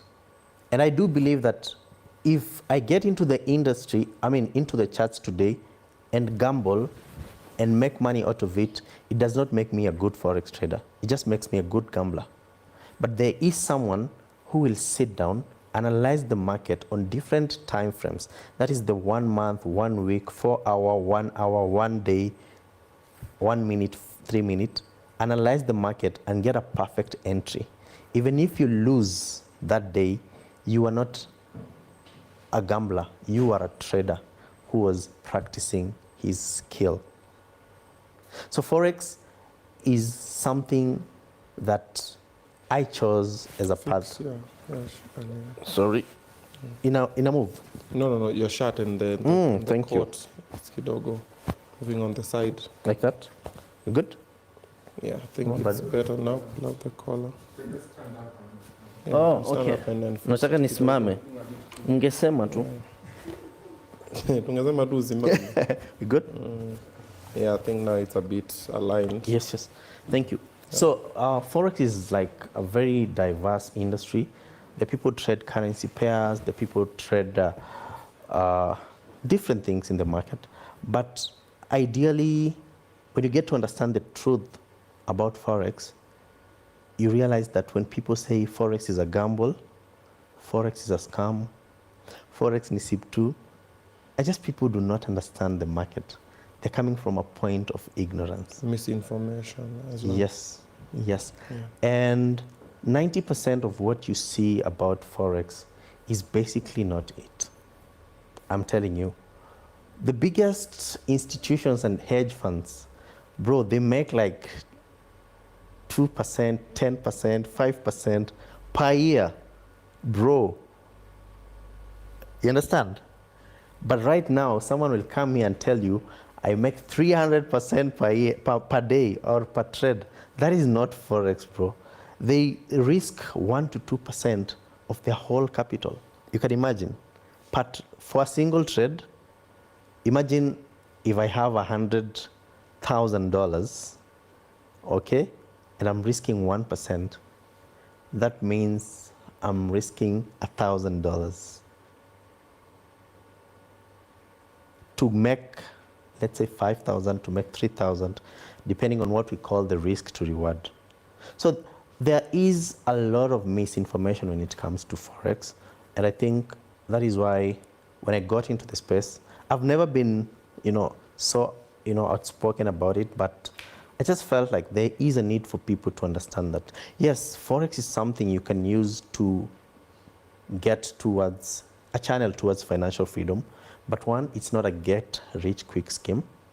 Two, it's not a gamble. For example, Obinna, when you are setting up this whole thing, for sure it was a gamble. It would have worked or not worked. Mtu pale mtaani anafungua duka lake. It's a gamble. Show me anything other than life and death that is not a gamble, bro. In this life. Everything is a gamble. That's the thing. So when you say Forex is a gamble, you understand? So I ventured into it, started learning, and started building my own community. We've been able to build close to 12,000 people on our Telegram, bro, who are passionate about it. We've had over 300 people who we've actually mentored. We have verified traders in our community. Someone who will tell you, I started this year, I have my investor password. Do you know what an investor password is? No, I don't do trading. Yes, someone will just, yes, someone will come and tell you, this has been my journey and have proof of that. So it is an industry that when I see people saying it is a gamble, it is a scam, in as much as I really do not want to convince anyone to get into it, I just want someone to, because Forex is also not for everyone, bro. It's like whatever you're doing, not everyone can do this. Can do it, yeah. Yeah, it is something that takes patience, takes skill, because it is 90% a mental game. Because you see, Forex will change you as a person. Ask me how. Forex will make you disciplined. That's the first thing. Because you're dealing with money here. Any small move is a loss. Oh, yeah. Forex will make you patient. You learn to wait for the right setup. Sometimes if you're a swing trader, that is someone who holds positions for a longer period of time, you'll have to wait for setups for 3-4 days, bro, for you to actually get to your entry. Forex will teach you what we call control of 3 things: greed, fear, and you'll be able to control your greed. Maybe something I haven't mentioned is you could be on a trade right now, okay? And for 1 second, you could be floating in 10,000 profits, okay? And then for the next second, you are in what we call drawdowns or losses of like $500. So it teaches you that you have to be patient and you have to strike a balance between the patience and greed, because naweza ngoja ni hold kidogo na pesa iongezeke, ama ningoje ni hold kidogo na nipoteze hiyo pesa. Where? It's a risky space. Yes, there is a lot when it comes to Forex. It's not what you're seeing out there.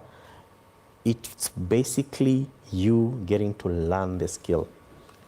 Cheki, nimeingiza saizi. Hiyo si Forex. I mean, wewe. I mean, a disciplined Forex trader is used to making money. They don't have to show you that. I'm telling you for a fact. Good morning. One of the people I follow, has a company called Tradzilla. His name is Umar Ashraf. That guy did a payout in a month. The guy is not even 30, bro, and he did a payout of like $1 million in a month. So for someone like me, who's not even made half of that or a quarter of that, I feel like nikikuonyesha nimewin $1,000, $5,000, I feel embarrassed, man. You get my point? You get where I'm coming from? Yeah. So it's never about the money. It's always about getting to understand yourself, to being a better trader. Because today I could brag to you that I made $1,000 from one trade, okay? There's someone who's made 100 times that. There's someone who's made 1,000 times that. In as much as it's good for the motivation and to show people that this thing is working, there is a thin line between misleading people that this is how this industry is. Because for me to get where I've gotten in Forex trading, I've blown thousands and thousands of accounts. Where nimepata tu pesa yangu ya YouTube hivi tarehe 22 imeingia hivi nimeenda niweka kwa Forex. Umefanyia kazi mwezi mzima, umefinya tu buy 2 seconds imeenda yote. And you get to understand that it's a process. You have to get this skill. So every buy, every sell, every time you are losing, every time you're winning, you have to learn from that trade that, okay, why did I win? Okay, why did I lose? So it is a whole lot of conversation that we are always, trying to venture into it. And that's why last month we did an event labeled Understanding Forex as a Business. We did it at Sarit Center. We hyped it for like 2 days. It was crazy. We got like 700 people coming on board just to try and understand it. And the response was massive. We got people now from Qatar, from Dubai, from all over the world telling us, we want you to do the same. That's why we're doing it on 5th of October, actually, with my friend, and it was DDFX. The detail is in the name. It's called DD. FX. Yes. Does he like baby oil? Yeah. So Didi anaweza kuja asalimie watu wasikie waone Didi. Kama kando ya Ali hapa ndio sisi wakuni. Because you're not mic, so we can use this mic for nani. For yeah, songa to his side. Kama uko hapa kwa kiti ya dapa man. This side Didi. This hapa hivi. Oh, okay. So and then just pull that close to Ali. There. So when you talk, that mic will pick. See the mic on his lapel there. Yeah. I met Didi during COVID. He was an Uber driver, actually. Ah. Yes. And then we had offline. we had a very weird conversation about money because that time I was just starting out on YouTube. He was a music video director. Alipoteza job yake. And years later, he ventured into FX, same as I did. And we got to, connect later on. And this guy is doing wonders, bro. This guy makes thousands of dollars in a day from trading. I'm not selling that is what you will make when you start. You'll have to go through a lot. And he's one of the guys that I personally would tell you that this is a verified and certified trader. So it is a journey. Maybe he can introduce himself. I don't know. Okay. My name is DDFX. How is the audio?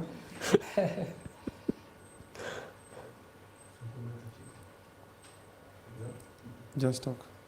So your name is? Yes, my name is DDFX. Is okay? Okay.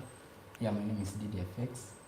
I'm a Forex trader, formerly a music video director and a Uber driver also. So I ventured into Forex some years back during COVID, and the journey has been amazing. So far we've achieved something. Forex, I can say, Forex has really changed my life. Yeah, and that's something I can sit and testify because like Ali has said, there are so many stories surrounding the Forex industry. But when I met Ali and looking at where I came from and looking at my journey, and also people who have known me from Kitambo, from the careers that I've been doing, they can really testify that Forex really works. Yes. So we hosted that event at the Sarit Center this last August. Then out of the impact that we made, we were able to get and create a bigger community outside the country. Then from there we started to grow. That's why we are hosting the second edition of Understanding Forex as a Business in Dubai this 5th of October. Yeah. Then after that, I think we're doing Qatar, Thailand. We're doing Thailand, Mauritius. Kenyans all over the world are actually watching this, and they're like, Ali, we wanna be part of this. because they've realized like, kumbe we are being sold the wrong narrative about Forex. So you guys can actually tell us what it is and how it actually works. So 5th of October, it's actually Conrad Hotel along Sheikh Zayed Road. That is in Dubai. So unaelewa streets za Dubai. So if you know any Kenyan or if you're a Kenyan in Dubai, this is going to be a great opportunity for you to even come, meet, interact with other Kenyans and, you know, get to learn and understand Forex as a business. Yeah, it's that simple. We're going to be doing giveaways, by the way. That day we're giving away like 5 iPhone 17s. Yeah, sure. And also, Why are you giving away 5 iPhone 17s? You know, there's no free lunch. What's the catch? here's the thing. What are we baiting? The entrance is free. There is free lunch. Kuna kila kitu iko free. This is the thing, Obinna. This is the thing. I want you to understand this. I'm listening. When these people are out there, okay, they're hustling. They're trying to make money for themselves, okay? And we're coming to tell you guys that, you see, we're giving you an extra option for you to be able to make money for yourself. Una understand? Tunakwambia kwamba hatukwambii uache kazi yako kama saa hiyo Obinna, hatukwambii uache kazi yako. Tunakwambia that, you know, you can invest an hour, get a skill that pays you. It is that simple. That is not the problem. Why are we being given free food, free entry, and free iPhone 17s? How many of them? 5. Ni juu saa hii Obinna nikiita event ya Forex na nilipishe punch, mtaanza kusema kama mna make do, si mtuite bure. Tukiwaita bure, mnasema what's the catch? Nikikuja hapo nikwambie Obinna nunua hii iPhone, utasema nimekuwa mwanabiashara. Nikikupea bure, unasema what's the catch? Unataka aje, by the way? Me, what I've learned is like, there's nobody who will teach you how to make money just for the sake. Because you guys are like, you're teaching people how to make money. I'm like, why do you want to teach me how to make money? Unaona, hapo ndo nagongewangwa. Hapo ka bro ni aje? Wacha nikushow venye uta make. Me, I really care. Why would you care about how I'm making money that you really want to teach me how to do Forex for free? No, What's the catch on you guys? Obinna, to be honest, teaching haijakuja just because we want to do it. It has come out of pressure. The trip that we are going to do, the event that we are hosting in Dubai and those other countries, they are coming out of pressure. Because you know what, the other guys, the many guys who are outside the country, you know what they are going through currently. Because most of our guys who we are interacting with are so many guys who are very elderly. Some people who have stayed in the US for over 30 years, over 20 years. Guys who have stayed in Canada, in Qatar for over 10 They don't even know how to come back home. They don't want to come back home because they have so many bills to sort. Maisha imekuwa ngumu huko. They have lots of child support. Some others have got so many bills. Even they can't afford to come to Kenya at least 3 times a year or something. But out of that pressure, because also they can see what the other guys in Kenya, what they are doing, it may create pressure. Let me paraphrase my question. Okay? How do you make your money from teaching me how to make money? How do I make my money? Yeah, because I'm not paying entrance and I'm eating for free. How do you make your money? What's the catch? I am a trader. I know, and you can trade for yourself without involving me. But you're involving me. What's the catch? Unaamini lazima kukuwe na catch? There has to be a catch. Nobody will just do that one out of the goodness of their heart. Okay, think of it this way. Think of it this way. Obinna. So right now, I want to teach people. I did a master class on content creation. Yes. I charged the entrance. That was my money because now there's a catch. I'm like, okay, I'll teach you guys how I make Obinna Show live work and pop the balloon and Zabe, my work ethic. This is what I do. This is how I edit my videos. These are cameras I use. This is what you should do. So pay this entrance, then you have a chance of me teaching you. Yes. But now right now I say, guys, I'm doing this thing for free. Then kutakuwa na lunch ya free. Then kutakuwa na iPhone 17 tano. Because I just want to teach you guys content creation because I really care. I hear you. I hear you. Do I look like your mother? No, I don't, right? Yes, Do I look yes. like your father? Do I look like the government? Even the government doesn't give shit for free. Everything we're paying for. So what is the catch? Ideally, And you guys are going around countries. Yes. here's the thing. Here's the thing.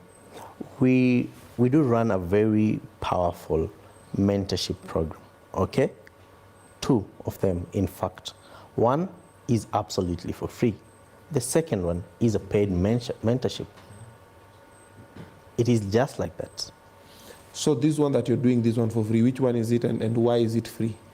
It is because it is part of the things that we do.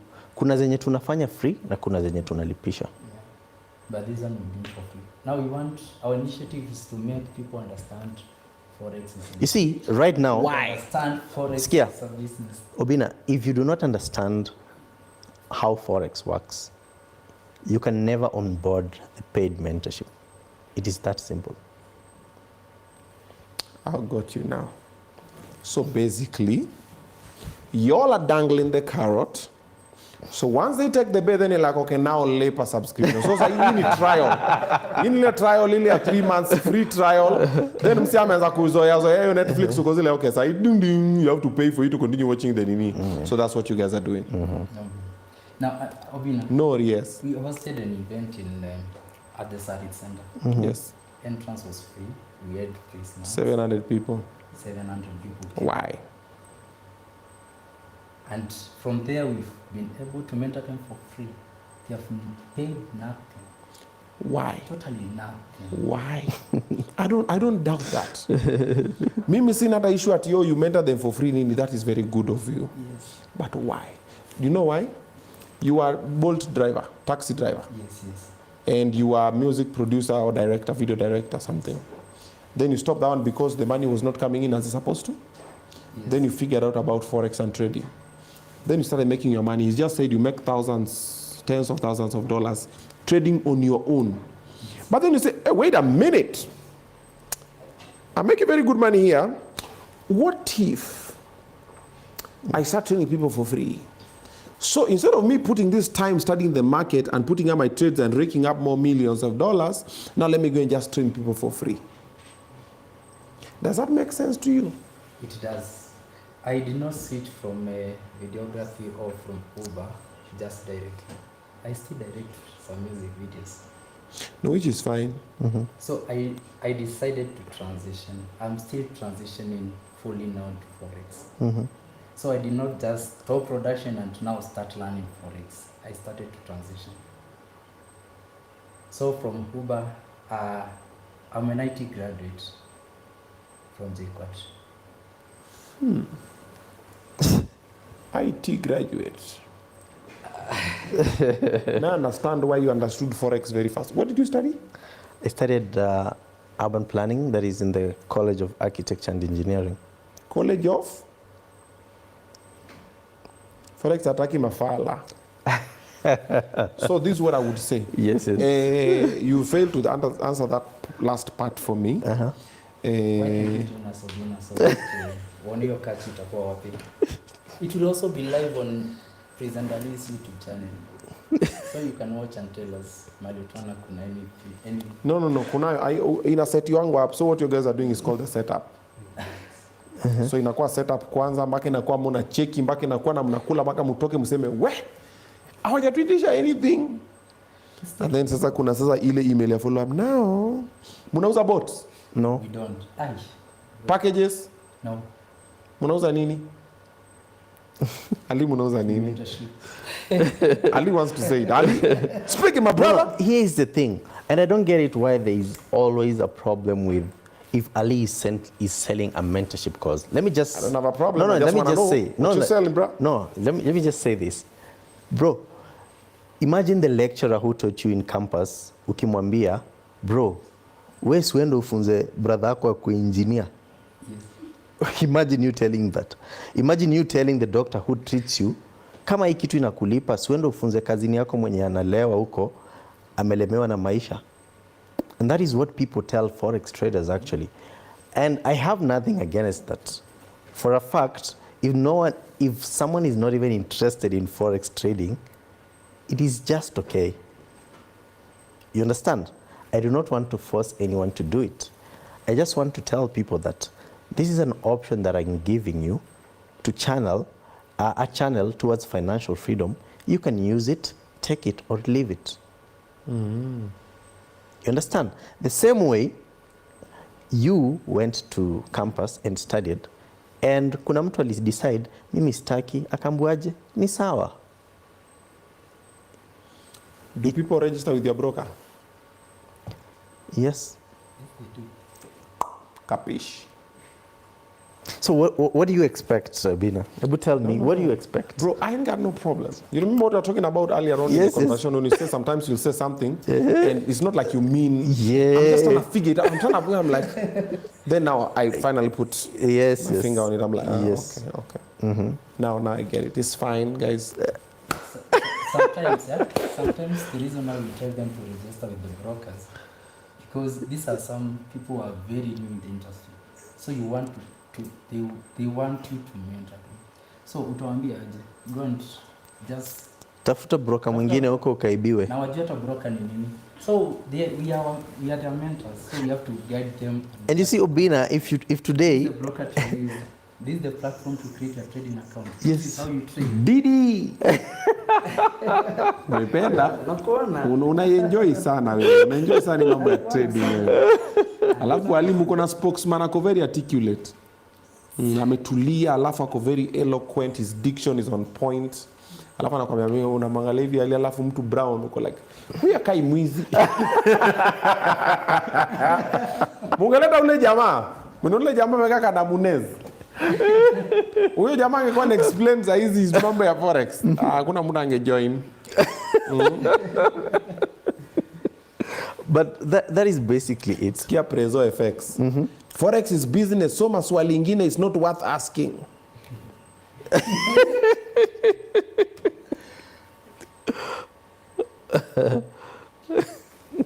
Obinna, you need to try it. Acha ignorance. You need to try it also. Acha kusikiza wase, because let me tell you something funny, Obinna. Let me tell you something funny. Now I'm serious now. Let me tell you something funny. I'm messing with you. Messing with you. Yeah, please do. From my childhood, my parents were traders, but wako wanajua they were traders. My parents, up to date, they still invest in shares. They still buy and sell shares. Many people I've met so many big people driving big cars, living large, trading shares 30 years ago. One of my students is still trading Safaricom and KPLC shares. Even the stocks. And stocks. They are making crazy money, bro.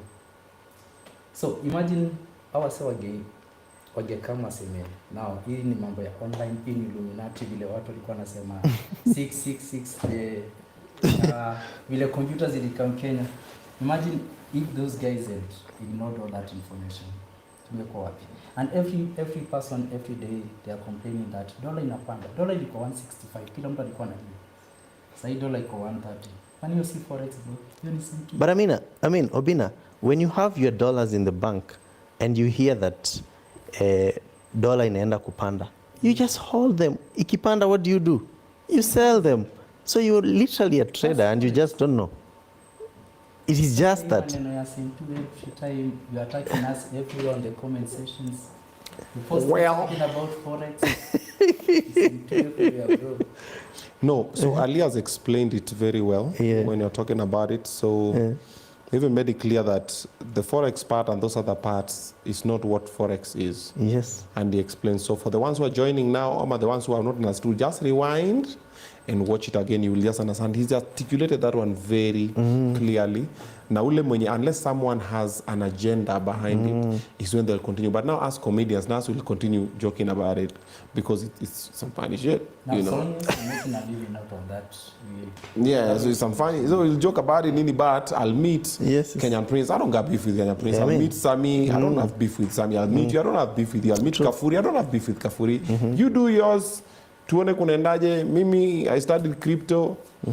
Took a class for crypto at Apex with was an Arnold. Arnold taught me. I did a course for, I think, was it 2 months? Then nikaingia buy a few coins nini. Then at some point tena hiyo masomo kapotea. No, sasa sasa nabaiwa tu sasa because na your time, because also it takes time, like for you to study, because also you can still trade with crypto. So I'm like, sasa nikae chini tena nianze, so napiga Arnold niaje, so nimekutumia nini ka 50, hebu tuone tutabai nini, ni Dogecoin nimefanya, okay, sasa tuweke kwa Doge nini, so he knows, and then now we have our understanding of. So you're a crypto trader? Yeah. Oh, nice. Yeah. So because I'm like, this thing, because like before when people are talking about BTC, me, I was ignorant. I was like, then BTC came and shot. So the first time when Arnold told me about BTC, I was like, hey, aje sasa nini. Then he told me I never knew you could buy pieces and. Yes, you thought it's like one. Buy the whole thing. Yeah. I met a 60-year-old lady. Ali buy Bitcoin equal 50 bob. 50K. Oh, now naambia sahi and I met her hapo me close your trade, by the way, because William Salimfunza, she deposited the money and she was left hanging, so she never knew how to close the trade all out, withdraw the money. And by the time I was checking that trade, it was around $120,000, 120K. Yes. The price of Bitcoin. Man. USD. Now kuna to close that trade. So tell me. It's a loss. So our people perish. Yes. For lack of knowledge. I'm just ignorance. And me, this is what I will tell people. Before you get into any business, study it. Me, before I got into crypto, I did a full course. Yes. We were going to class every evening. I was even posting videos. Would go home every evening at 8 till 9. We used to do 1 hour. Pole, I wrote the notes. I was like, okay, this one goes here. And before I jumped onto, let me now try and do this and this and that. And talk with legitimate people and the people that you trust. If you trust Ali, if you trust Didi, whoever it is that you trust, sit down, listen to them. Some people will talk, and you listening to them will change your life, either positively or negatively. Yes. The pendulum swings both ways. And sometimes utakacho unasema kuna siku Ali alikamka show ya Obinna, I wish ningemsikiza. Ama utasema kuna siku Ali alikamka show ya Obinna, I wish singemsikiza. So it goes both ways. So you do your due diligence, sit down, analyze. If you're in Dubai, go listen to them if they come through. Listen to them, sema wase venye ametoka hapa mimi nimeona kidogo noma. If they are wherever in Thailand, whatever it is, listen to them, say hapa venye ametoka nimeona potential ama whatever. Do your due diligence. That is now beyond me. But just know there's no free lunch and nothing comes easy. And the flashiness and the noise is normally empty. It's like the tip of the iceberg. Yes. Some calm waters run deep. So if you see the ones who are relaxed, those ones know a lot about something. But the ones who are very noisy, kidogo tricky. So be very careful. Yes. Sindio? Yes. And maybe I can just say this. Yes. Anything you see online is basically not financial advice. Just do your own research. Do your own research. Usisikie mtu anasema, guys, go buy gold. You just start buying, bro. Yeah. So do a lot of research. And I said, get the reps, like study the charts, understand how the market works. There's no overnight success. True. Just unaona venye unatia bidii kwa hiyo kazi yako. Ukijai side ingine pia unatia bidii tu hivyo. Same way. Yes. You can tell them, like when you got into crypto, like it was not easy anyway. Hey, I did a class, but it was not easy. Yes. Until now, it's still not easy. And it's very hard to understand. If your mind is busy, a lot of things, it's hard to understand. Yes. I was taught that. I was taught that one with Apex. It's called Apex Academy. Yeah, I did Apex Academy. I even got a cert. Wow. Got a certificate for that one, but it's complicated. No, he is. Spend a lot of time. That time I don't have my G. That's why I said now me I just call Arnold. I'm like, niaje? Kuna nini nataka tutupe kwa tununue nini? Oh, yes. So it's more like a saving scheme for just kuekelea tu. So and sometimes it works, sometimes it doesn't. No, I've not cashed out yet, and I don't want to. Okay. 20 years, my G. Nice. Not now, because I don't need it. For example, I get like I lose 50 G's right now. I'm like, okay, so hii nikikana kwa mfuko. Ndaona tu Obinna nini nimetumia mtu school fees nini. Like, niaje ni buy nini nimetuma ka 50. tena kesho nipata nimetuma ka 10 nimetuma ka 20 ni nini. So na pile. For example, think of it this way, if I manage to put 20 mic on coins and this other one is called, so we have coins and tokens. Yes. I think they're called tokens. Yes. So coins and tokens, and I have like 20 mic just floating around and then I leave it there for like 10, 15, 20 years. Yes. When I come back, it's going to be different. Right, could 10x or 100x. Yes. So I'll just sit down, I'm like, oh, just put 20 mic. I look at it's 100 mic. I'm like, okay. Instead of now me moving around with it in the pocket and spending it on bad decisions. So that is my plan. So for the extra cash, that's why also they normally say when you're trading, it's just like gambling. Don't go there with your school fees. Don't go there with whatever. Loan money. Yes, unajua hii ni pesa ya loan, nimechukua loan tu ni the extra. So mi nimelipa rent, nimelipa school fees, niko like, niko na hapa ka lose ka 50, wacha nitoe 20. Tuweke hapa nibaki na hii 30 ya ku maintain. Yes. Then na buy na relax. Hata siangaliangi, by the way I need to check. Angalia Binance yangu inasemaje. No, iko si ndio Binance. Have you tried meme coins? No. I bought Like the Trump coin. When Trump coin was launched, Yeah. it was on a Sunday before Trump was on. I bought it on Sunday. It was around trading at $20. $20. Niliekelea $1,000 instant. And it grew 4 times. By the time it hit 78, then ikaanguka after it was soon. Yeah, so there's a lot of So things. I made a lot of money, then nika cash out. Then I tried to trade again when Trump was being sworn in. During the ceremony, I tried to enter again with around $500. You lost it. Ikaungua hadi saa hii imecheza tu 14. So from 78 ilishoot Inaanguka. mpaka 14. Kuna mtu mwingine pia alininyorosha na nini. Actually the reason why I went for the classes, kuna beshte fulani, I'll tell you guys off camera. Mse tu fulani tu anajulikana hapo kwa space, tu akona madodo. Alifungua, walikuwa na coin yao. And so this coin is going to be nini. Nikawekelea. So baadaye nikaenda kwambia Arnold akaniambia, where's the white paper? Where's the white paper for this coin? Si kuna kitu kama white paper? And the smart contract. Hakuna. I'm like, me I didn't know. Me aliniambia tu niaje, hii kitu is the biggest nini sijui wekelea nini, basi kuwekelea domo. I think it's like 100. Anambia, hey, wekelea to someone I trusted. Anambia, wekelea nini, you know, we're going to introduce find me influencers in Nigeria. Find me influencers nini. Hey bro, I was in charge. Ulikuwa umepewa cheo. Nilikaribishwa bro, akaniambia this thing is gonna be the game changer. Mpaka ananipigia hesabu, ananiambia imagine if everybody buys nini. Nikaangalia go like. So later nikakaa kinano ndo my guy, sasa hapa kidogo ni kama imeenda. Lakini now let me now train you pole. So baadaye niko like okay. So it's also a very slippery. So also these coins that people buy, there are some coins that are not legitimate. Yes.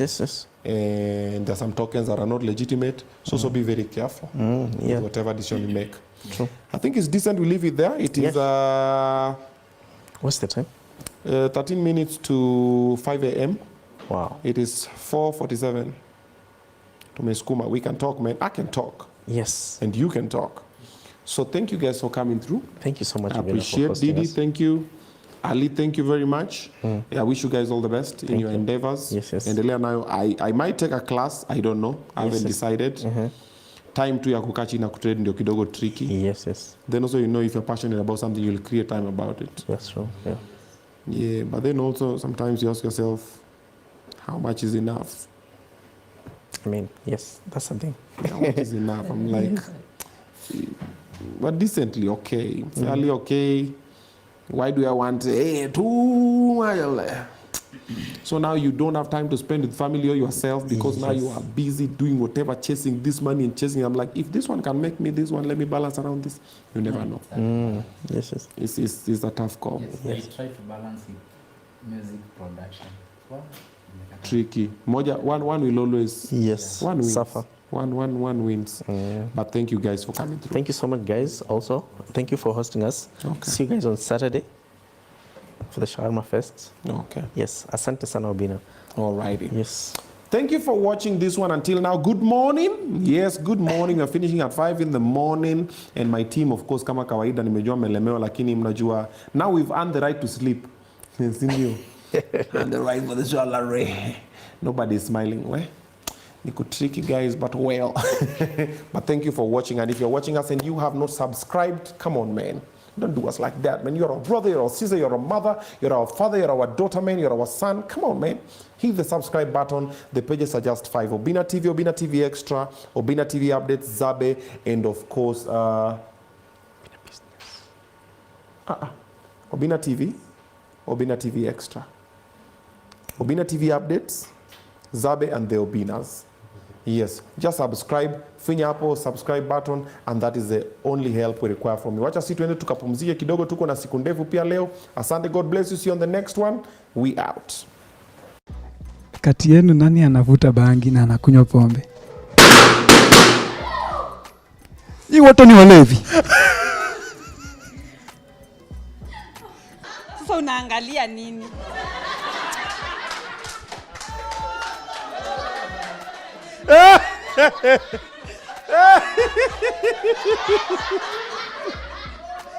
Wewe focus. Unashika hapo. Wazo mmaliza kunyonya? Ama ndio unataka kunyonya?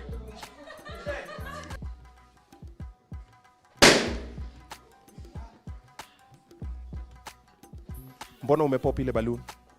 Microphone hii. Hajakizi vigezo. Hajakizi vigezo na masharti kwangu.